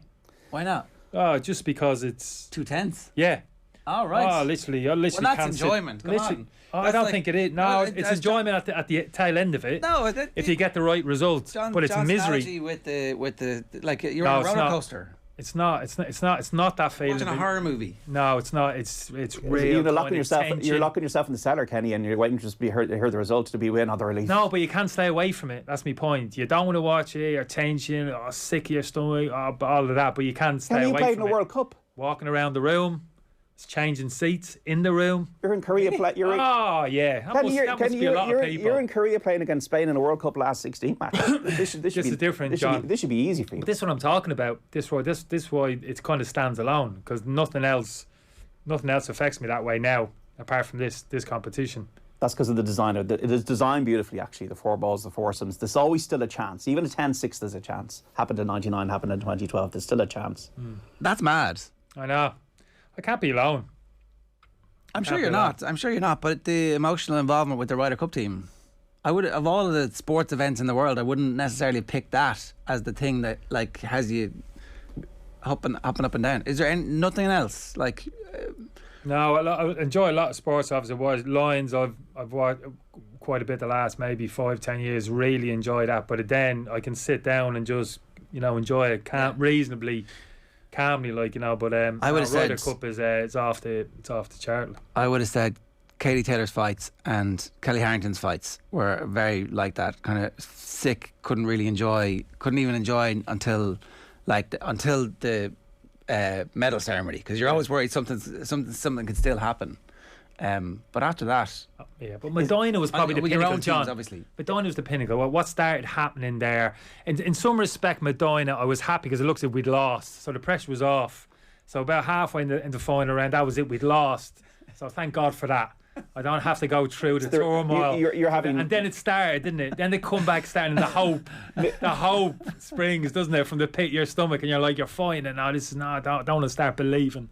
There might even be a small. Then there's the momentum. Boom, put start being held. 17, Justin Rose, that long put. You know, the energy, the noise, and you're thinking. You start daring to believe, and then of course take it pole there, and then take it up to the last. That put from Kmart was just like excruciating. I may not have been in the room. I literally may not have been when he held that putt.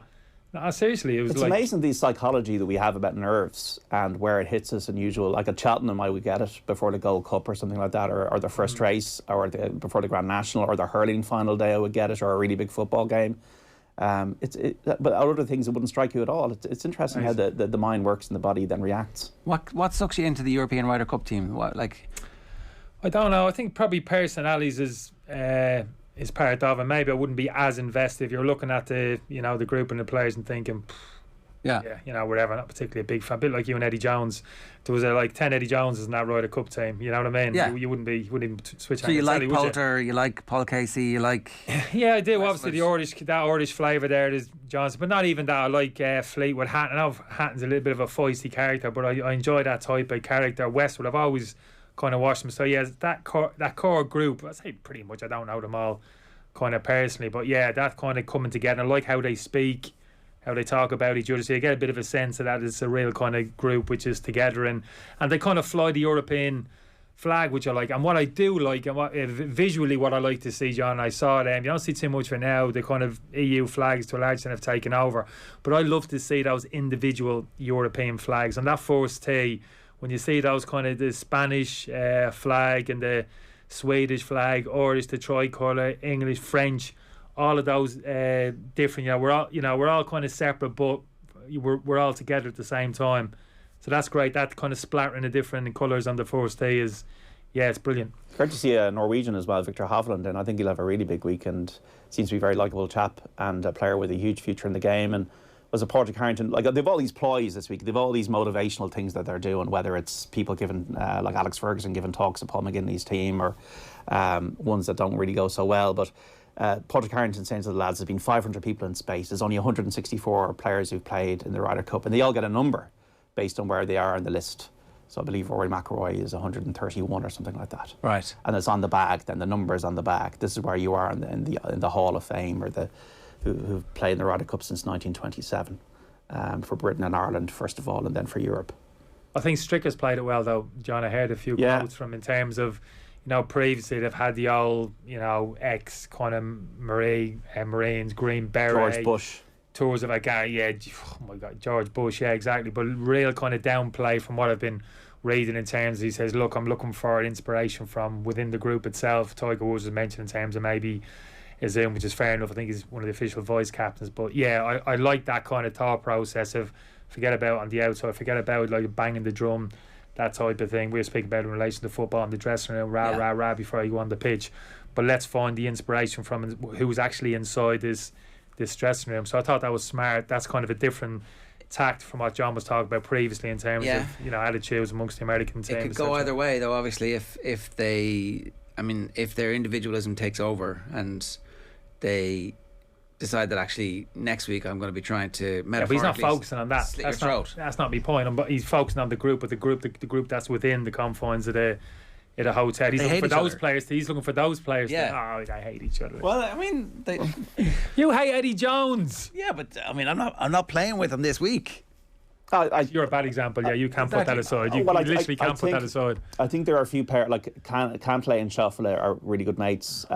Justin Thomas and Jordan Spieth have been mates, and they played in all the matches in Paris. Colin Morikawa and Dustin Johnson, I'd say, will probably team up.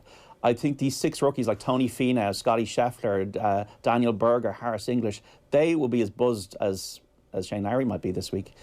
to make an impression. I think this will actually help America. And you don't have Patrick Reed there. You don't have Tiger Woods there, who's never been really great for the Ryder Cup because he was quite closed off at the time. And, you know, Phil Mickelson, Tiger Woods was one of the biggest backfiring decisions ever made in sport in 2004 by Hal Sutton. So I actually think the Americans, with the freshness of their team, and the average age is much younger than the Europeans as well. The Europeans have got 4 players in their 40s. It's the form of the Europeans that worries me. The home track, the course being set up for the Americans, and I can only see one result, which is why the greatest sports person, Patrick Harrington, if he can pull this off, then hats off. Manager of the year. Yeah, if he pulls it off. Well, you know, Rachel Blackmore once again should be the person of the year, and then Patrick Harrington get manager of the year. Morikawa and Dustin Johnson. Oof. Yeah, Forget Morikawa's iron shots. Dustin Johnson smashed it down, and Morikawa irons into those greens. But the forecast as well, Whistling Straits, like the longest ever course for a Ryder Cup. It's going to be breezy. It could be like it's European conditions at this time of the year. Like Saturday, for example, it's meant to be quite breezy and windy. A bit of rain as well, so it'll be cold. The beanies will be on the heads, and that'll be an interesting factor. How much it blows and how much that affects players, but sometimes there's a bit of a lazy assumption that the Americans don't have good win players. They don't like it up them. Brooks Koepka won at Shinnecock Hills, so he'd be all right. Jordan Spieth won an Open. So okay, so your prediction is a victory for the US Ryder Cup team, and is it a 16-11? Is that what you're looking at? I look at 16-12 was the premonition. It was the gambler's gut thing in my head last night. Jordan Spieth to be the top point scorer combined. Shane Lowry for the Europeans alone, and Schaufele the top rookie for the Americans. But they're just like little nuggets of interest. But look, I just hope we have an exciting 3 days, and I think it will be exciting to come Sunday. Good maths by me there, 16-11. 28 points. I'm missing one. Somebody got disqualified. Eddie Jones. You got good stuff. 5 minutes past 9. John, thanks a million for that. So that is your prediction. We'll obviously be keeping you up to speed with it all weekend, and John will be back on Saturday afternoon between 1 and 5 p.m. on Off the Ball on Newstalk. Here's what's on OTB Sports Radio today. OTB Gold at 1 o'clock is Manu Petit. Mount Rushmore is Galway. Our retro panel is League of Ireland players in England at 4, and OTB Gold is inside Pádraig Harrington's gaff. Perfect timing for that. Tonight, obviously, the show will be live. You can listen to OTB Sports Radio on the OTB Sports app. Download it for free in your app store, and you can listen to Off the Ball content all day long. Up next, the legend that is Paul McGrath. OTB AM. This is OTB Sports Radio. Golf Weekly, the best golf podcast on the planet. If I can be a winning Ryder Cup captain away, so is a exceptionally big deal, and it adds a lot to my legacy. I have 3 guys that I felt have delivered consistently during the year, and there's an element of the Ryder Cup that you want dependability. There's Brooks questions, there's Bryson questions, and there's Justine Reed just tweeted X questions. For the best Ryder Cup build-up, reaction and exclusive interviews, go to otbsports.com/Golf Weekly and become an official friend of the pod now. The football pod with Paddy and Andy. The amount of people looking for Andy Moran around Positano, it was all the rage. They're asking about what he's going to do next. When's the next episode out? The football pod's gone international. Download the OTB Sports app and subscribe to the GAA podcast feed now. OTB AM. With Gillette, put your best face forward with our new and improved razors. Okay, it's 7 minutes past 9 this morning here on OTB AM. Now, by joining Repack Team Green, you'll be pledging to recycle more and better, and you'll get plenty of tips on how to do so. Currently in Ireland, we're exceeding the EU plastic recycling target of 22.5%. However, achieving the EU's targets for plastic recycling of 50% by 2025 and 55% by 2030 will require a concentrated effort from all of us. All plastic packaging waste can now go into the recycling bin, which is a step towards making this target achievable. To date, over 22,000 individuals have joined Repack Team Green, and because of their collective efforts to recycle more and better, recycled plastic packaging tonnes increased by 9% between the start of 2019 and the end of 2020. So good positive indicators there. It takes just 2 minutes to join Repack Team Green at repack.ie/Team Green, and we're delighted to be joined this morning by Paul McGrath, an ambassador for Repack's Team Green. Paul, good morning to you. How are you getting on? Morning, Jerry. Yeah, not too bad. Minding myself. Well, that's good. That is good. There's loads for us to talk about. We were talking earlier on about Jaap Stam and great centre-back play from the 1990s, and we figured you were coming on, so we might talk to you a little bit about that as well. No problem. There was one question we were asking Kenny earlier on. Somebody had texted in, if you had to pick one, Stam, Vidic or Ferdinand to play alongside, who would you pick? He picked Jaap Stam. Who would you pick? I think I'd go along with what he said. You're a Jaap Stam fan too, ahead of Ferdinand and Vidic. I have to be honest, yeah, I would be.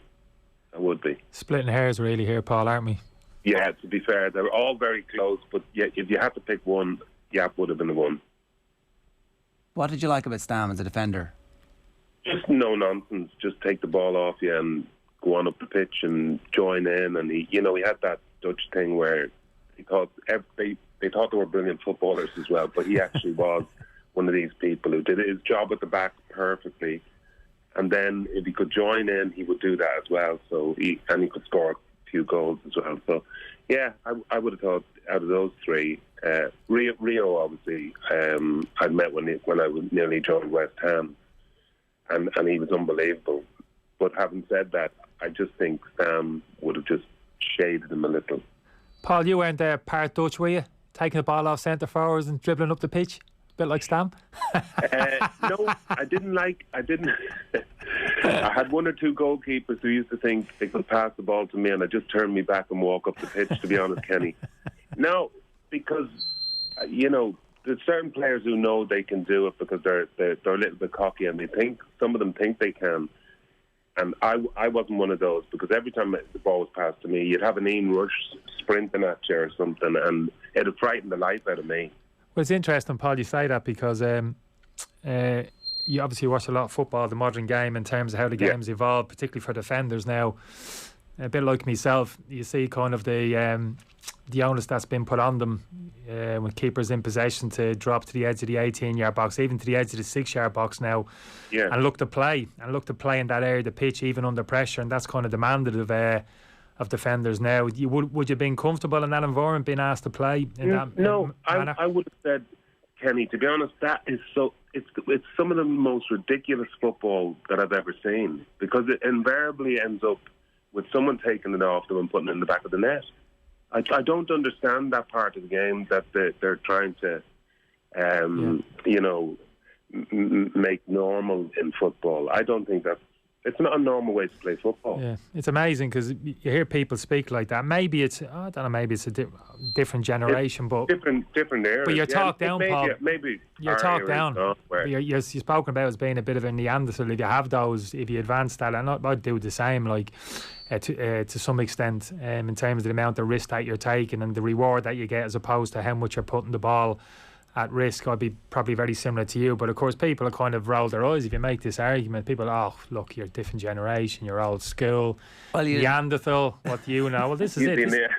Yeah, but the basic. Are you joining me on that? Yeah, I do. Yeah. Yeah, I would, Paul. Yeah, because I think the basic, probably what you are saying is kind of, I think the basic fundamentals of the game still haven't changed, have they? Kind of 20, 30 years on, particularly from a defensive point of view.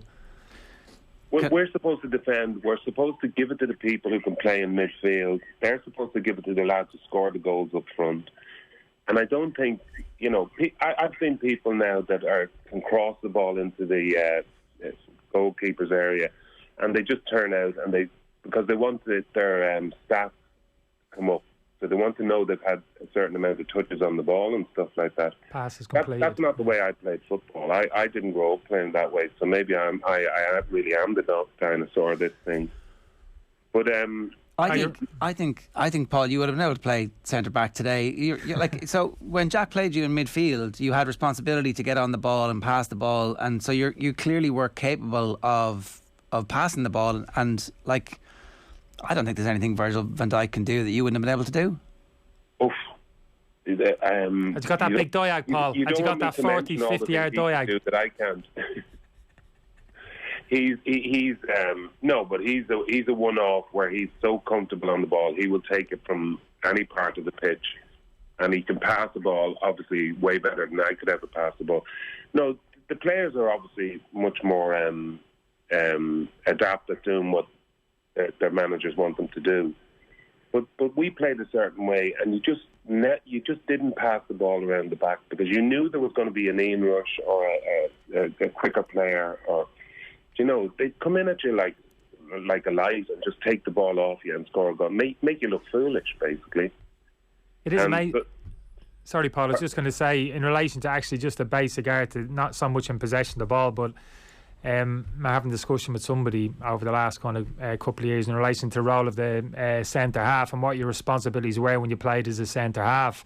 And I never remember playing defending my own half of the pitch. And maybe if you played kind of right side, which you would have done probably predominantly, if your right back kind of got drawn a little bit up the pitch, and maybe a run was made in behind the right back, maybe an opposition midfield, you know, that third man run, Paul into those areas of the pitch.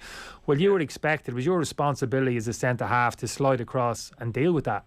I don't ever remember a situation as a centre half where somebody would make that type of run and I'd be looking at my centre midfielder to drop into a full back position and deal with that, and I could kind of hold me position in the central area of the pitch. And that's what you're seeing a lot now. Managers aren't asking their centre halves necessarily to be good readers of the game and go and deal with those situations. Just stay in the centre of the goal, hold hands with your centre half, don't be more than 10-15 yards apart, and allow kind of centre midfielders to drop in there and do your job for you. So again, this is so. I never would have asked. I don't know about you, Paul. I never would have asked or expected my centre midfielders to go and do that. Well, I would have been a little bit different though, to be honest, Kenny, because I always wanted to go in and help the lads at the back. You know, I genuinely wanted to drop into that centre half position. If one of them ever got pulled out, Mick McCarthy seldom did, or he did quite often, actually, I should say, when he was running through and he used to want to clock someone or hit someone or whatever he wanted to do. But I used to just fill in for him as quickly as possible because it was so natural to me to be a centre half anyway. So I just used to drop in. Mick could destroy someone in midfield or just kick him up in the air, whatever it was.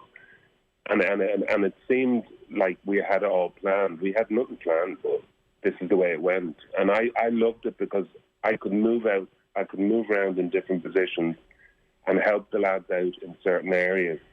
But then, we just learned from each other, and we found a bit of a method of dealing with all the movement that we got from other teams. Because other teams were always about this pass it, move it up the field and all this sort of thing. But they got stopped quite often. The pressing game that Ireland had under Jack Charlton is obviously something that has become very trendy, essentially in the last decade or so, as European coaches have made it very popular.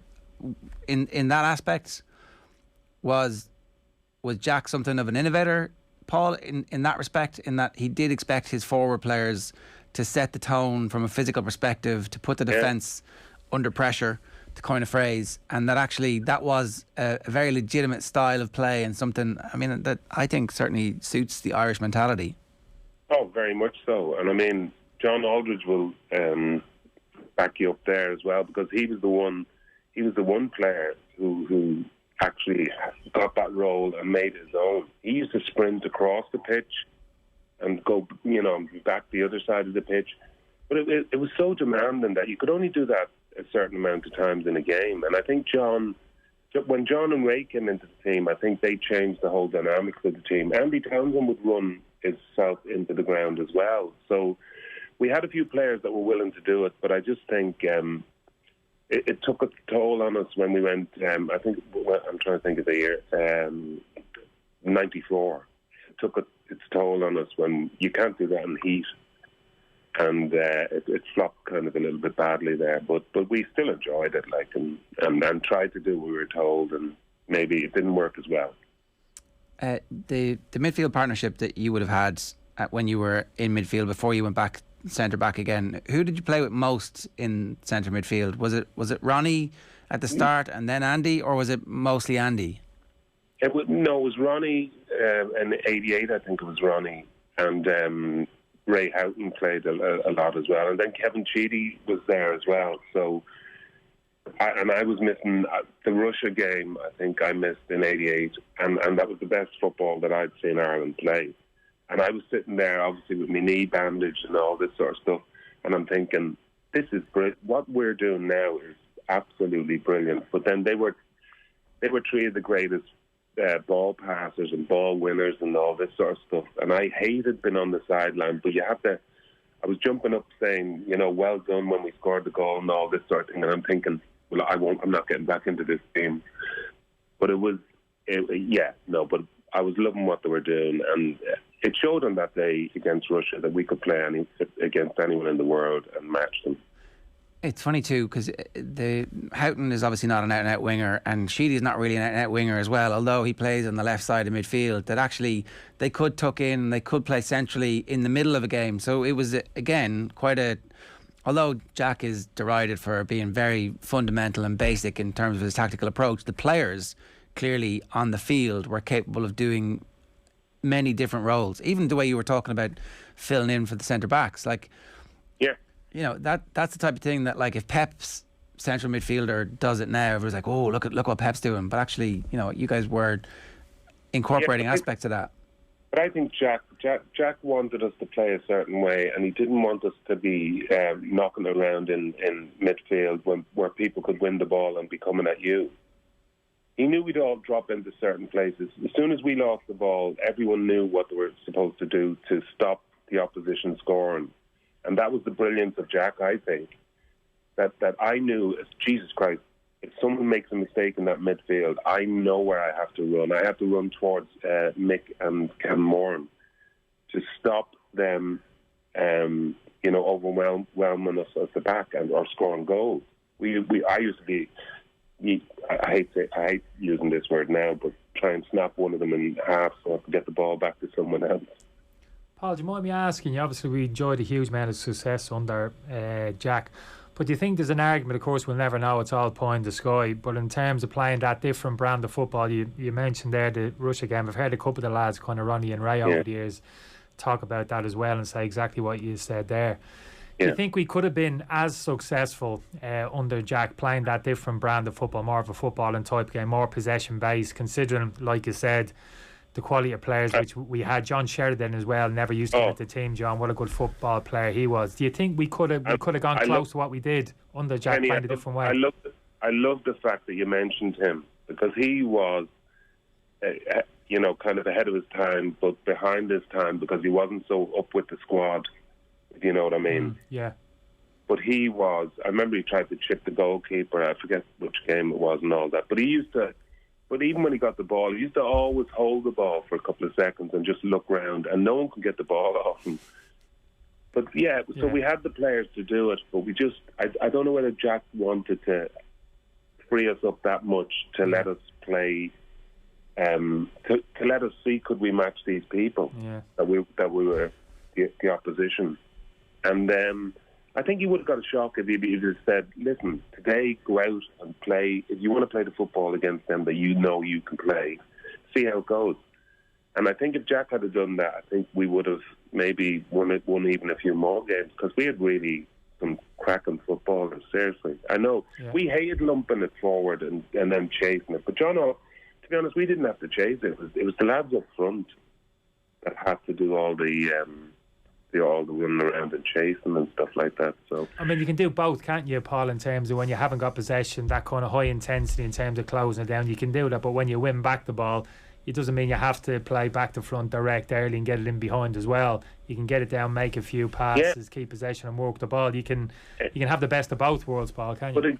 But exactly, Kenny, and especially, I mean, you're a little younger than me, so you went through another stage of that where our lads showed that they could take the ball down with the Andy Reeds and people like that, and they were really good footballers. And I loved Damien Suffer and Robbie. Robbie. Geez, he takes me said Roy Kane, Robbie Kane, and Roy. You could put Roy in there as well, yeah. Oh, jeez, of course I'm putting Roy in. But I mean, you've had a fabulous group of lads there, and they actually. And I was so proud, because obviously you're proud because we're bringing a new group of kids in there who actually know how to play the football as well. But they did, and they lump balls into the box as well. So you remember that, I think, Kenny. I think you're right, Paul. We probably, no disrespect to the lads, I played with some wonderful players, don't get me wrong, but probably didn't have the players from a technical point of view that Paul played with. But I thought we kind of, under Mick, we tried to mix our game up pretty well. We played with that intensity in terms of winning the ball back, as Paul's describing there, as they did under Jack. And in possession, it wasn't always the case of lumping it forward. Although that said, we did like to get the ball back to front early, getting it up to centre forward's feet, getting it down the side, squeezing up and playing in the opposition half of the pitch. And that's kind of disappeared a little bit from the game, like for the reasons that we're saying earlier. Paul's talking about making passes, pass completion. He's never given the ball away, but he's never passed the ball forward either. You know, that type of attitude in the modern game. So. Honestly, that is the problem. You know, but and then you guys kind of balance the whole thing out for us, making it that we want to move up the field, we want to be knocking the ball around well. It looks like it's great football, but when you get to a certain point, you want to cross it in because you want to score a goal. You don't just want people to say, well, they're up this far and now we'll walk it all back again towards our goal. Yeah, you actually proved to us that. Well, and to be fair, you're a much younger team, I should say, Kenny, and you had a lot of really good players in that team, and that's the ones that I thought would go that extra step again, and then everything kind of. Well, a few things blew up. Yeah, but the game hasn't. But if you look at all those teams, Paul, from yours through to my bit of time and teams, after certain fundamentals there for me, when you look at an Irish team, what type of performance do you want to see? And when I kind of shut my eyes and I picture it, when we're at our best, particularly from an attacking point of view, it is from getting the ball back to front. I'm not talking about smashing the ball through the air here, like hitting Hail Mary jobs. Yeah, getting the ball back to front. But like Paul says there, get it into wide areas. And I thought we've always been good and effective. Our biggest weapon has been crosses into the box. It's a simple thing to say, but little combinations down the side, good quality crosses into the box. And we've always had people. We had them with Cass, Quinny, Kevin Doyle. But we don't at the moment. So if you think about the chances I disagree with you. Disagree with you. If you think about the chances that we've missed, if you think about the big chances that we've missed in recent times, there's been a centre forward heading the ball over, or from a set piece, or even the miss against Slovakia comes from a cross as well. Like we are. We're not just talking about headers. We're not talking about good crossing. I'm not talking about crosses getting stood up to the back postage. I'm talking about hitting the ball and cutbacks, balls getting drilled across the 6-yard box, putting balls into the penalty, that type of ball into the penalty. That's the ideal for me. I think if you put the ball into the penalty area, it might get headed over, but geez, it might get headed in. If we're not scoring that many goals now, you may as well put it into the area and see, does it get headed in? It might get headed over, but it might get headed in. I think the second half against Azerbaijan, there was plenty of that happening, and eventually we did get a goal from it. And I think that there's no point in us getting sucked into this. No, it's just one part of it. It's certainly in terms of getting the ball down, absolutely. But we're talking about the key fundamentals of the game not changing.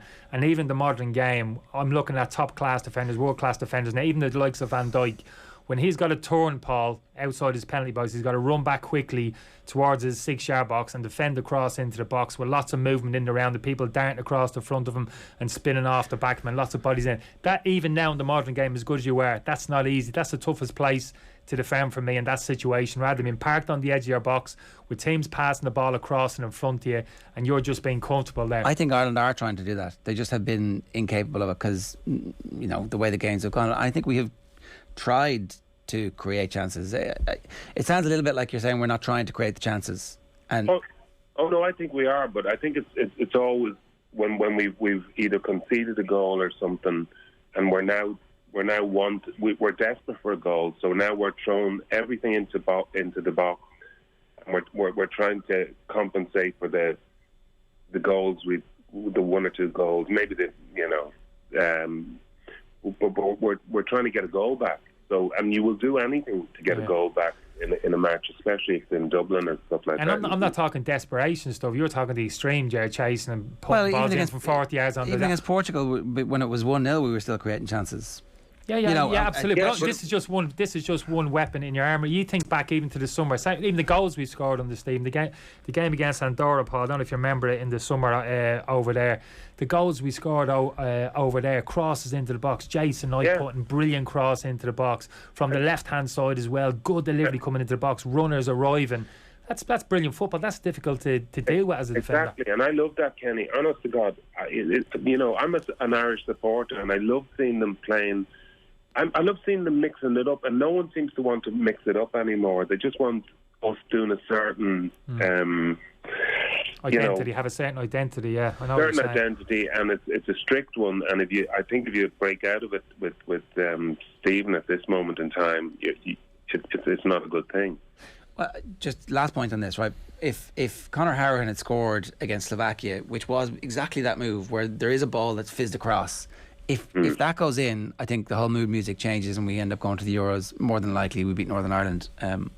Certainly a possibility anyway in the next game after that, and things change. So look, I did want to ask you about the rising centre-back stars that we have. So Darragh O'Shea, obviously, unfortunately, horrific injury that he suffered at the moment. We've fingers crossed he's going to come back. But he's a good footballer. We need him back. We need someone. Andrew Omobamidele, right? If O'Shea comes back, we've got O'Shea, Egan and Duffy, and then Omobamidele either starts and one of those doesn't play. Or one random idea that we had a little bit earlier on in the show is it possible that he could play 6 for Ireland, central midfield, in the style of, I don't know, you for example, a brilliant centre back who can also play. No, you can't play that many people drunk on the piano. No, but the kid. Sorry, you said his name for me there. Omobamidele. Yeah, he was just sensational. The way he just strode out of defence with the ball, and he was so calm and he was so cool, and it's just great that he's an Irish player. We need people like him who just keeps calm. There's a couple of them. Nathan Collins as well, obviously bought for big money. Paul at Burnley, 16 million. He good reputation at Stoke. He was injured there for the last squad, just missed out, didn't he? But he's another one potentially could step up. Yeah, and I think they're coming through, and that's why you can praise Stephen on the one hand, and then you look at something else and you go, geez, Stephen. I honestly think we've got a good team there, but I think we need to just mix it up a little bit and allow them to say, can we play on can we play what we see? We see different things, and on a football pitch, footballers will actually tell you this. They see different pictures than some, when you're sitting on the bench and stuff like that. So they need to learn to just, I don't know whether they're allowed to do this or not, but they just need to be allowed to play their own game. And I would think more times than not, if players are allowed to play the way they would like to play, that they will bring something off that you said, oh geez, I didn't see that, and that's actually quite good, and it ended up in a goal. Could any of those centre backs step in and be the solution to the defensive midfield issue that we have? There's not a lot of players coming through who could play. Maybe O'Shea. He seems to be the yeah. He's good passing. He's good passing ability. Darragh, he's got that big switch. You would have known, so Paul, when he cuts inside, he hits that big fork. Yeah. I wouldn't be as pessimistic as Jared about that central midfield. I see a little bit coming together, Paul, in that central midfield. Josh Cullen, had a quiet summer in terms of the games, but he played well. And he's one of them, Paul, he's under the radar. Wouldn't say anything exception, but just gets around the pitch, keeps it simple, sees danger, makes interceptions, tackles. Jason Knight's another one, Paul, who I really like the look of. He wasn't available. He's another one that can come back into that central midfield. You talk about Andy Townsend, Paul, in terms of that legs to legs and dynamism in that central midfield. Potentially Jason could give us that when he comes back in a kind of midfield 2 or a midfield 3. So there's a little bit coming together there for me in personnel in centre midfield. A bit of strength and depth. Yeah, I wouldn't be as pessimistic and as downbeat as negative. I'm not being negative. I'm suggesting. No, you're not actually, because they were the 2 players that I would have said, leave these kids alone and let them try something themselves, because they're actually very good footballers as well, and they don't mind getting the ball, and they can take it, and they can pass it around and stuff. They are going to be the essential, I think, to what we'll do. But that's what I'm saying about the players who know when to change it up. You've got to know when if we're 1-0 down and stuff like that, you've got to know the people you want to pass that ball to, and they're two very bright footballers. I know you obviously pay a lot of attention to what's going on at Villa. After Grealish left, there was a bit of concern about what the team would look like. John Terry stepped away. There was a bit of change in the backroom team. The season started with a defeat against a newly promoted team where things didn't look great, and then Chelsea spanked them, and it's like, but then the performance last week against Everton was really, really good.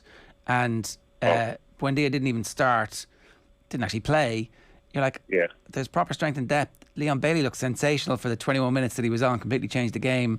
How do you feel? What's the truth in your mind about where Villa are at the moment? Dean Smith, I think, has been a fan for years and stuff like that, and then to come on and be the manager and stuff like that, I think he's got a great perspective on not doing things too fast, where he knows it's going to put us back, and not doing things too slow where the fans won't come with him on this journey. So I think he's doing a great job. I think the players we brought in, you know, the 100 million from Jack Grealish, I think it's all work, and that's why I said Jack owes us nothing. Jack Grealish owes Villa nothing. He's been a fabulous footballer. He stayed until he got us out of the EUL, or the Championship. I forget the numbers anyway.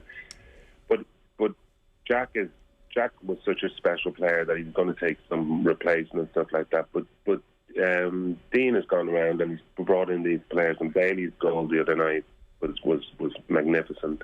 I wish they wouldn't slide around on their knees though after they score goals, because I think that might cause one or two of the injuries, really, to be honest. Especially when they hit the pitch and go dunk straight away. There's no slide. I've seen it as well. You've seen it as well, Kenny. They jump down on their knees and then they go on their faces and stuff. And I'm thinking, why don't they just say stop doing that? Even Ronaldo's got that twist now and pivot in the air. Yeah. And it might be an age thing. I look at him doing that and I'm thinking, oh, be careful. Yeah. That's like cruise shit. That's potential cruise shit in the making. Seriously, honestly, you know what it's like, Paul, when you land. Statler Mulder off centre, yeah. I'd know better than me. It is true. Like if you owned a Ronaldo, which most of us don't, but if he's up there doing a ballerina move, you're going to go. Some ballerinas break their ankles when they come down, and you know, it's not for me anyway. I remember Ruud van Nistelrooy doing a slide once, and the slide gets interrupted midway through, and he falls over, and you're like, you've literally just done your ACL 18 months, 2 years ago. Stop doing it. On your own. Paul, what was your most outrageous celebration? You can remember one when you thought 10 seconds after, oh, I wish I hadn't have done that. Embarrassed myself. No, I scored for Ireland. Well, it has to be scoring for Ireland, doesn't it? And I just jumped up and I was like some sort of young one. And seriously, I just punched the air and I just thought, oh, that just looks so... That was it. That was the worst it got, was it? A little punch in the air. In future, I just took the finger up because I just thought, just run along with your finger up saying, I scored one. Alan Shearer style. Alan Shearer style. Alan taught me an awful lot of things. Yeah. What about the situation at Manchester United? How confident do you feel like they're actually building a team that can properly challenge for the title this season? Yeah, to be honest, Jared. Yeah, and I'm still a United fan as well, but I'd love them to. Well, obviously knock City off their perch, and I think bringing Ronaldo back was a huge thing. But I don't know. Having watched some of the games and the young boys game as well, I'm thinking, is it going to be as relevant as we think it's going to be? You know, I think everyone thinks having Ronaldo in your side is going to win you the league. And I'm thinking maybe not. Maybe not this year.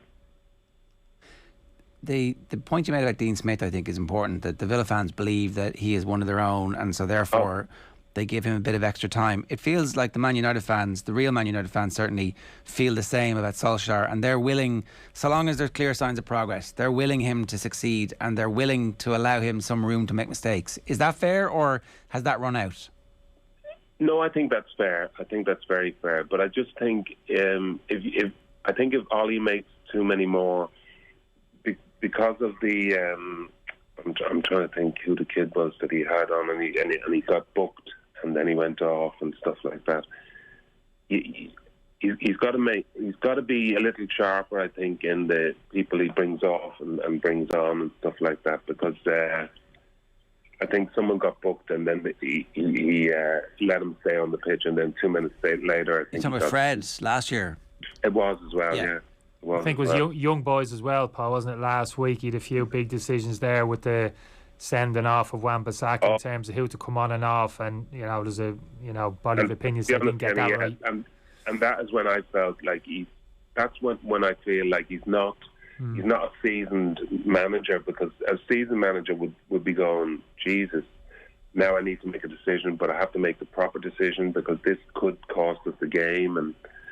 But I think it's only when they lose the game that we say this. But truthfully, I think Ollie's got so many friends in and around there simply because he was a magnificent footballer. But Frank Lampard has had the same at Chelsea, and eventually they just ran out of time with him because you know. But I'm hoping Ollie can hang on. But at the same time, I don't know whether he's got that got that mentality that some of the older managers have, where they can settle things down by just telling the defence where to go and midfield players where to go and protect your certain areas and stuff like that. Paul, as a Man United fan, when you see someone like Conte hanging around, still hasn't got a job, Antonio Conte will probably be the case for the whole of the year, and you're talking about there somebody a manager sees a clearly defensive setup, sets up a team, big decisions, big personality. You look across at him, would he be somebody potentially you'd like to get hold of? Do you think he could put it all together at Old Trafford, all the pieces? Anything bad to happen to Ollie, but I do. You look at Conte, and you just think football through and through, and he wants more on his CV, and he wants to be up there as known as being the best here, the best everywhere. And he is a great manager. Yeah. He's passionate. He shows his passion as well. Well, all Italians do, don't they? But he really does show that he's in love with the game, and he'd be magnificent, I think, for Manchester United. Paul, great to talk to you. Thanks a million for making time for us this morning. Cheers, lads. Nice one, Paul. Take care. Cheers, Jared. Cheers, Kenny. That's Paul McGrath there chatting to us this morning as an ambassador for Repac's Team Green. It takes just 2 minutes to join Repac Team Green at repac.ie/Team Green, and by joining you'll be pledging to recycle more and help Ireland hit our EU recycling targets.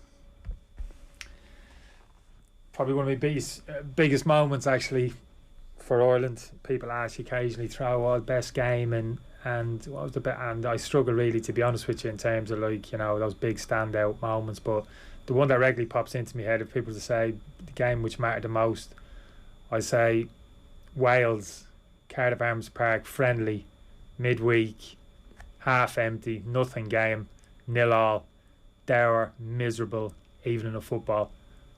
Possibly me career highlight at international level, because played alongside the big man for most of that game at centre half. Paul was just finishing, I was just starting. That was a big moment. I can totally understand that. Like the outpouring of love that comes anytime, but the outpouring of love that comes anytime that we have him on, or anytime that he makes a public appearance. It's like I was talking earlier about Shane Lowry maybe being the most popular Irish sports person at the moment, but there was a good decade and a half where it was Paul McGrath, and rightfully so. Yeah, and it wasn't just from the general public, it was within the dressing room as well.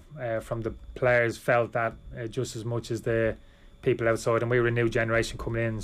Paul alluded to it there. He was finishing that crew were leaving, and we were arriving, so there was a small little overlap there. But I mean, Paul obviously was very private and kind of kept to himself to a large extent, even around the hotel and stuff. Obviously, we've spoken about that, but if during the course of the week you're, in the hotel passing by each other, or, and he'd, how's it going?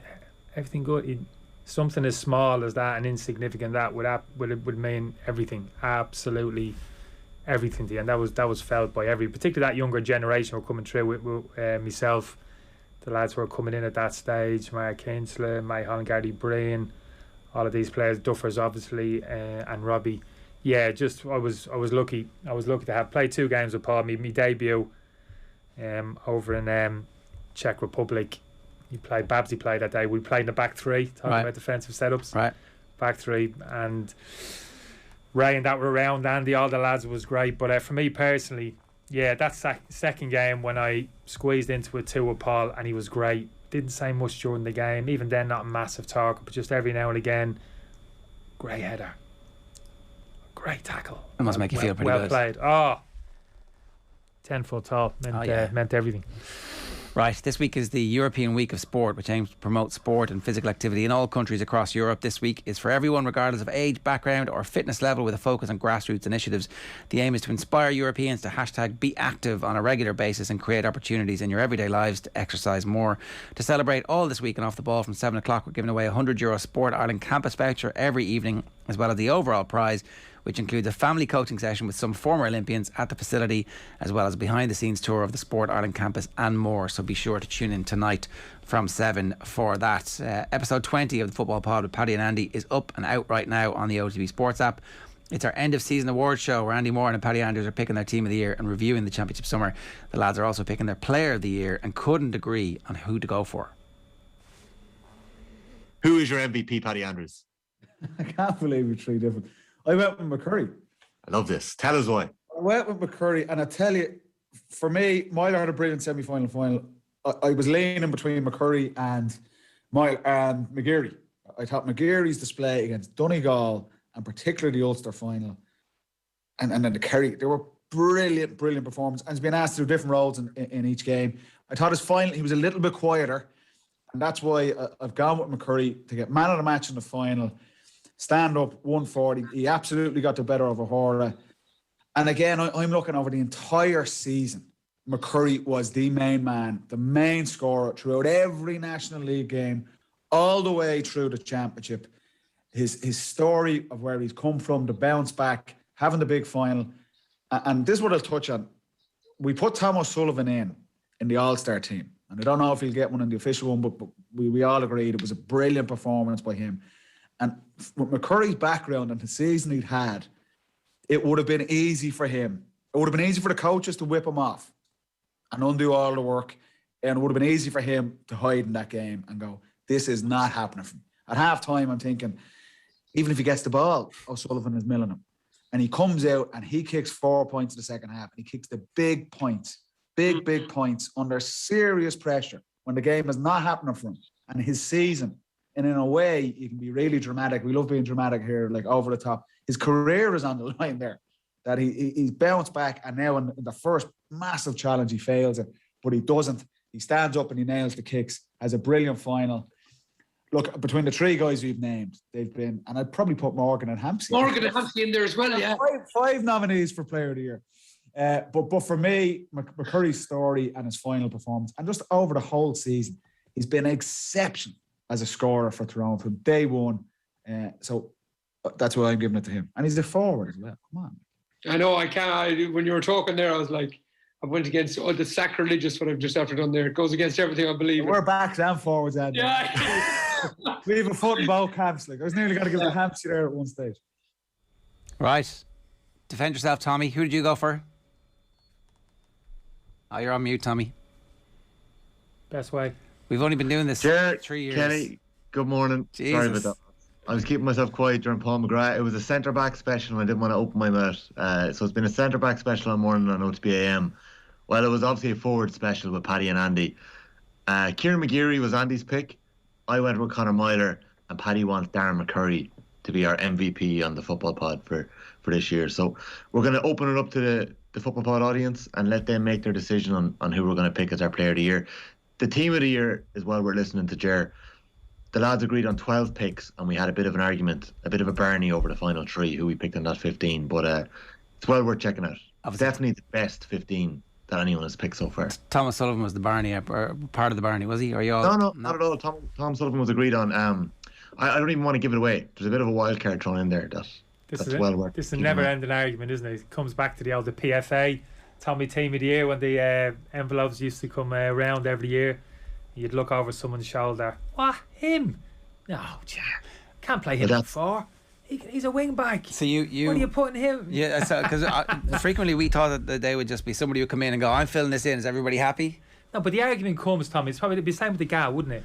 It's about what, are you putting the best players here, or are you actually putting a team together whose individial attributes best complement each other? You're not putting what a team. Are you doing? You're not putting a team together. No. It's awards at the end of the year. This team will never play.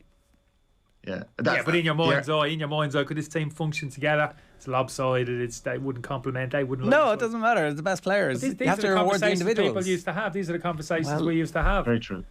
You were picking the team. One, Kenny. Paddy Andrews has 7 All-Ireland medals, and he's never once been won an All-Star or any individual accolade. So we were giving him a bit of stick for that. How he was never picked out, even if he went to kick 5 points in an All-Ireland semi-final or whatever he did in those All-Ireland finals. So Paddy was never picked out in that regard. So he found it tough enough to make some of those decisions himself. Who makes the picks, Tommy? Do you want me to ask him? Where's the vote? Oh, there's the journalist. Do you know Dave McIntyre? Do you know Dave McIntyre? Yeah, there's the man. He makes the angry ant. The angry ant. Yeah. There you go. Yeah, he is one of the selectors. Well, I think you got to be careful of that selection process. First of all, leaving it to the players for me, obviously big no. Because you know what the lads are like. Oh, you know, personal grudges and the whole shebang. Gets a bit nationalistic, and you know, there was a team of Irish players there 1 year in the team of the year. So all of that comes in, and even then the public. I'm never a big fan of the public vote. I mean, how can you give it to the public? Tribal loyalties and all that type of thing. And of course, journals are the same. Would journals would be the same? Would you trust the journal? Who picks it? Independent opinion, Jer? No, I don't know. Even your hatred of Eddie Jones this morning, Jer can't get over it. You can't let it go. That's not good. That's not a good place to be, Jer. Let's see. You've got to let that go. Eddie Jones has 2 years left. Do you think he's going to win a World Cup? We'll see. Tommy, anything else? No, just that the podcast is up and out now. It's available. It's going to be available everywhere, Jared, a little later. We were a bit delayed yesterday. Paddy was flying home from Positano, so we were recording till late last night. It's a tough life he has. I'm telling you, he reckons it was only his first holiday this year. I'm pretty sure we've had to move our schedule around 3 or 4 times for holidays for Paddy Andrews. Ireland doesn't count. That's what he said, pretty much. Right. And he reckons the Dubs don't count mini breaks around the country as actual holidays. Given that you're producing this morning, am I doing Philippe Auclair now or not? You're rolling into Philippe Auclair, and that's why we're going till 10 o'clock. Okay, OTB AM is brought to you by Gillette. Good morning. Start with Gillette, with your best face forward. Their new and improved razors. Tomorrow morning, Johnny Ward joins us in studio talking football, continuing our build-up to the Ryder Cup, and much more as well besides. Kenny, thank you. It was okay. Yeah, it was alright, wasn't it? Slow start. We rescued in the end. Job done. We rescued in the end. Box.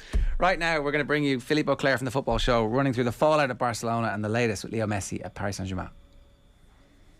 Hey, welcome along to the Football Show. So later on we'll be talking Republic of Ireland, Australia, but first, much like Ole Gunnar Solskjaer and his ageing all-time great, Mauricio Pochettino is experiencing the scrutiny that comes with managing a genius, not least when you substitute said genius, and he lets the whole world know he's none too impressed. We are talking Lionel Messi and Mauricio Pochettino, of course, with Philippe Auclair. Hi, Philippe.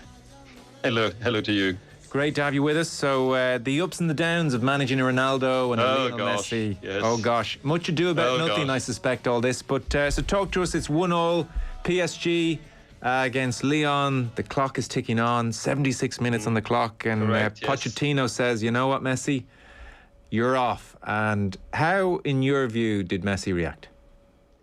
Well, he wasn't too happy about it, that's for sure. His expression, both when he was taken off and also when we saw him on the bench afterwards, and you could be sure that, of course, the people who were conducting and producing the program made absolutely sure we could see how Messi was reacting to that. And believe me, obviously, a lot of the commentary was about the way that Messi was reacting to it. He wasn't too keen, basically, on being replaced. He obviously was flabbergasted, all the rest of it. But we now know why he was substituted. And thanks to Mauricio Pochettino, who talked to the media before Paris Saint-Germain visit to Metz tomorrow evening in the French League. And apparently he had a knock on his left knee, and he will miss the game against Metz, and it's actually even possible that he might miss the game against Manchester City. So this is at least what is in the PSG statement. And this might actually make the tongues wag a little bit less in France, because you can imagine it's just insane. I mean, as soon as there's anything to do with Messi and PSG, everything is headlines, everything is, it's not overhyped, it's uber hyped. I don't know, I don't have a word for it, but everything matters. But perhaps this will actually calm the waters a little bit for Mauricio Pochettino, because there were already pieces in the French press saying that Pochettino was under pressure and that the people in Doha were not too happy about his choice, and that he had been told so, and people were wondering, well, is his place already endangered at PSG, when he's in fact extended his contract to June 2023 just a couple of months ago. So it's made quite a few waves in the strange Messi-obsessed landscape of Ligue 1 at the moment. Yeah, well, it seems Messi had an MRI this morning, which confirmed signs of bruising on the bone. So follow-up examination to be carried out in 48 hours. What Pochettino said was, in order to explain, on the sidelines, we observe all the players, everything that's happening during games. We saw Messi was checking his knee and made some gestures, and we saw that when he took a shot. He said of Messi's reaction, of course all top players want to be on the pitch at all times. It's understandable. I'm calm about it. As for his reaction, I asked him how he was. He said he was okay. That was it. That was our exchange. And there was that moment where, now with his interpretation, you can see him as Messi walks by him and pretty much dodges his hand. Messi looks back and it's clear Pochettino saying, you okay? And Messi's sort of in his very typical way, not giving much away. I guess the point is, so the rights and wrongs of this ultimately don't matter. Like, but the fact is, we are talking about a substitution and it makes global headlines. And even like the parallel with Solskjaer and Ronaldo, like, it turns out Ronaldo, I didn't even catch this during the game, but Ronaldo stood up when there was a bad refereeing decision against young boys besides Solskjaer, and Rio Ferdinand goes on BT Sport afterwards and says, well, look, this shows he's undermining the manager, you know, a bit like the Euro 2016 final, and Solskjaer just has to spend 2 or 3 days explaining that one away. And you stop and you think to yourself, managing Messi, managing Ronaldo, it is just ridiculous. Yeah, it is ridiculous, and that's why their teams have got problems at times. And but in one way, you could see that as being a lightning rod for not asking the right questions, because anybody who saw that game between PSG and Lyon, and it was actually a cracking game, would come up with very different questions, as in PSG won, but PSG won through a very generous penalty award, to say the least. And to a goal, quite a good goal actually, scored by a substitute Mauro Icardi in added time. But the team that played all of the football on that evening, regardless of the possession stats or whatever, the team that played the football and which really caught the eye was not Paris Saint-Germain, it was Lyon. and the players who caught the eye were also Lyon players. Which should be really the thing that preoccupies people who follow PSG and who are worried about their state at the moment. I mean, to be honest, it's a kind of worry that is very relative, because if you look at what they've done in the French league so far, 6 game play, 6 victories. They're not too badly there. Against the way against Club Brugge, who again were a team were superior, I think, in every compartment of the match to the Parisians. In a way, when you talk about Neymar and Mbappe, and now about Lionel Messi, you kind of move the conversation to a place that is both less comfortable and far more comfortable. Because, yes, it's less comfortable. Obviously, it's the whole kind of FC Hollywood kind of, what's the relationship between the players and Pochettino? Has he lost a player? What's the balance of power between all these big guys in the dressing room? But if you do that, you're not you're not putting the real questions to Pochettino and to PSG, which is the fact that his team just plays bad football, really bad football, and is completely unbalanced, despite having a squad which is perhaps, in terms of the raw quality, if you look at each player individually, not at the ensemble, at each player individually, perhaps the strongest ever assembled by a French team in history. And they're not playing good football. And they looked really, really bothered against Lyon. The midfield wasn't there. There was no protection whatsoever. There were acres of space for the Lyon creators to exploit, which they did very well indeed. And you're thinking, well, against a team that is a little bit more dangerous in terms of the forward power than Lyon, surely they will pay the price for that lack of balance at some point. So when you talk about Messi, you don't talk about that. No. And the shape, you can confirm, I saw from the Lyon game, it was Herrera and Gay as the 2 in front of the back 4, and then shape is a generous word to use. Yes. Well, just for the listeners, it was supposedly those 2 in front of the back 4, and then a 3 of Di Maria, Messi through the middle, Neymar on the left, and Mbappe up top. So I presume that's not the most hard-working team without the ball at the moment. No, it's not. And strangely enough, actually, we saw Messi. Actually, I think he he gave a free kick by tracking back, actually, a dangerous free kick away. Neymar as well was doing what Neymar does, which is that he doesn't really cover his defenders or his midfield, but he reacts. Like he gets very angry if he loses the ball and if he sees that the team is not doing well. But it's all not Pochettino-esque at all. Mbappe that's not his main quality either. And yes, you have a huge problem, and we saw that again. I mean, the number of times where we saw suddenly Cacré, for example, within 20 yards of space in the PSG camp when the score was 1-0 or 1-0, and you thought, that's impossible. That shouldn't be happening. Well, it was happening because if you are that midfield, they didn't have Verratti, which is big miss, but to be honest, they have got plenty of other very, very fine midfielders. But when you're part of that midfield, if you see that your opponent is doing more or less what they want 50 yards away from goal, are you going to push and try to pressurize them and get the ball back? No, you're not going to do that, because you know that the guys up front are not going to do their job. So they won't be in the right positions. They won't do the necessary efforts. So what you could do is actually create yet more space between the lines. And all it takes then is a ball through those lines. And suddenly you've got your defenders in front of the attackers with absolutely no... OTB AM. With Gillette, put your best face forward with